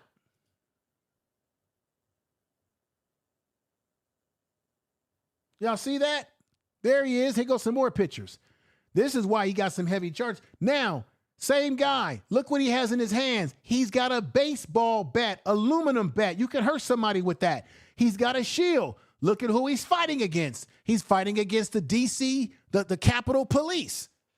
And the Republicans claim to be for what? They claim to be for supporting the blue, support the police, don't defund the police. Yet these suckers on January 6th that year were fighting against the police. And they did it because Donald Trump, their white daddy, and you black conservatives' white daddy, put a big fat battery in their back and got them all fired up to the point that they went to the Capitol and created this kind of habit. And you know the rest is history. This man was down there. Trump gives him a pardon. He gets out, and here he is already causing havoc in the community of Frisco, Texas, as if they don't have enough to deal with this situation. But Daddy Trump, y'all daddy, got him out of prison, gave him a straight up pardon. He tells you and me that black people are the problem, yet we've got white boys, once again, going to colleges with their weapons of mass destruction and doing deletions on multiple people and harming people in their schools. Yet we hear no outcry about the Lewis twins and what happened to them in a sundowning city. Yet we have a white man who is going to be charged by the FBI for taking pictures of what happened to them and putting those pictures on social media, which he had no business doing. Now, let me read this to you right here. If you didn't know this right here. He said that black people are harming white people all across this world. It's about protecting white folks. Okay, even though we know that black people are being deleted by police that are white supremacists, even though the FBI came out and said that white supremacist groups are infiltrating all parts of society, police, the military, the sheriff's department, and they're getting a badge and they're using their authority as a police officer to do harm to black people. Even though we got situations like the Lewis twins where they all of a sudden end up dead and all of a sudden nobody knows what happened in a sundown town. Well, these are stats, everybody. You can find this on Hate Crime ASU Center for Problem and Oriented Policing. It says here, offenders. Most hate crime offenders are male and white. Approximately 60% of violent hate crimes are committed by white males. Hit 7 in the chat room if you guys are with me right now. Let me read this article to you. Now this guy, Jake Lane, comes off as if he's charismatic. They like charismatic people, right? It says here, older and larger hate groups are more likely to be violent. Similar groups led by charismatic leaders and groups that advocate for what? Leaderless, resistant tactics are also more likely to be violent. Interestingly, groups that publish ideology literature are less likely to be violent, right? But offenders, most hate crime offenders are male, white. Approximately 60% of violent hate crimes are committed by white males. Hate crimes offenders are usually juveniles or young people. In fact, nearly half of all hate crimes offenders are under the age of 20, although hate crimes offenders who commit violence tend to be older white males than those committing property crime. So the young kids, the young white kids in this country commit property crime, while the older white male adults, like this guy, Jake here, that you see hugging his significant other, they're the ones that commit the more violent crimes in their hate rhetoric. And now he wants to reverse it by saying it's black men that are impacting white people in America and doing violent crimes against us. Trying to change the narrative, as you can see. That's what he's doing, trying to change the narrative. Now, let me also read something else to you, because I believe in bringing the receipts to the table. A black-white ratio of 3, for instance, means that black Americans are 3 times more likely to be victimized than white Americans. In 2023, black Americans were 50% more likely to be victims of non-lethal violence victimization than white Americans, up from nearly equal rates in 2022. Let me also read something else to you right here. This is another stat. 2023, there was 3,750 victims of anti-black or African-American or black hate crimes in the United States, making it the racially motivated hate crimes with the most victims in that year. The second most common racially motivated hate crime, anti-Hispanic or Latin crimes, had about 1,061 victims in that year. Okay, let's go back over here. Let's look at something else that I put up on the board.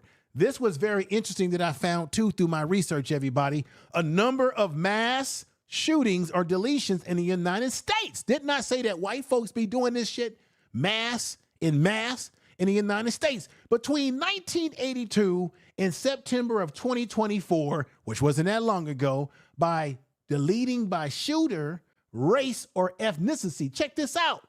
Look at the stat. White people lead at 82%. Black people at 26%. We got to bring that down, y'all. Latinos at 12, Asians at 10, other at 5, whatever the hell other is. Native Americans have a low population, so they're at 3. Unknown, unclear, they don't give you the race. But we do know on the bar graph that white people lead at 82%. From 1982 all the way up to 2024, latest stats, white people lead when it comes to mass shooting. What is mass shooting? That means you go into a school, you go into a public place, and you take out multiple people with a multiple round with a rifle like an AR-15.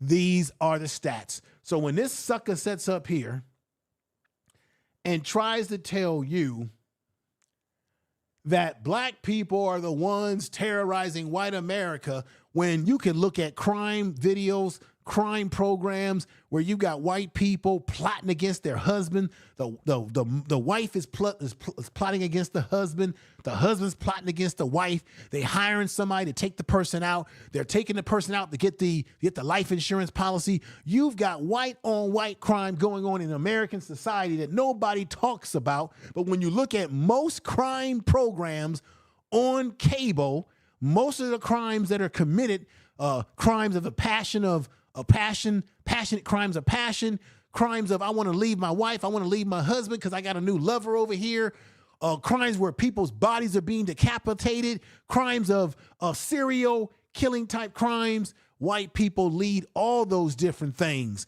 So why is it that nobody in America says, Houston, white America's got a problem. Houston, white America needs therapy. Houston, white America needs to be examined. Houston, what's going on with white America? Houston, why is there white on white crime? Tell the truth. Information is power. Are y'all hearing what I'm saying? Are you with me with what I'm saying?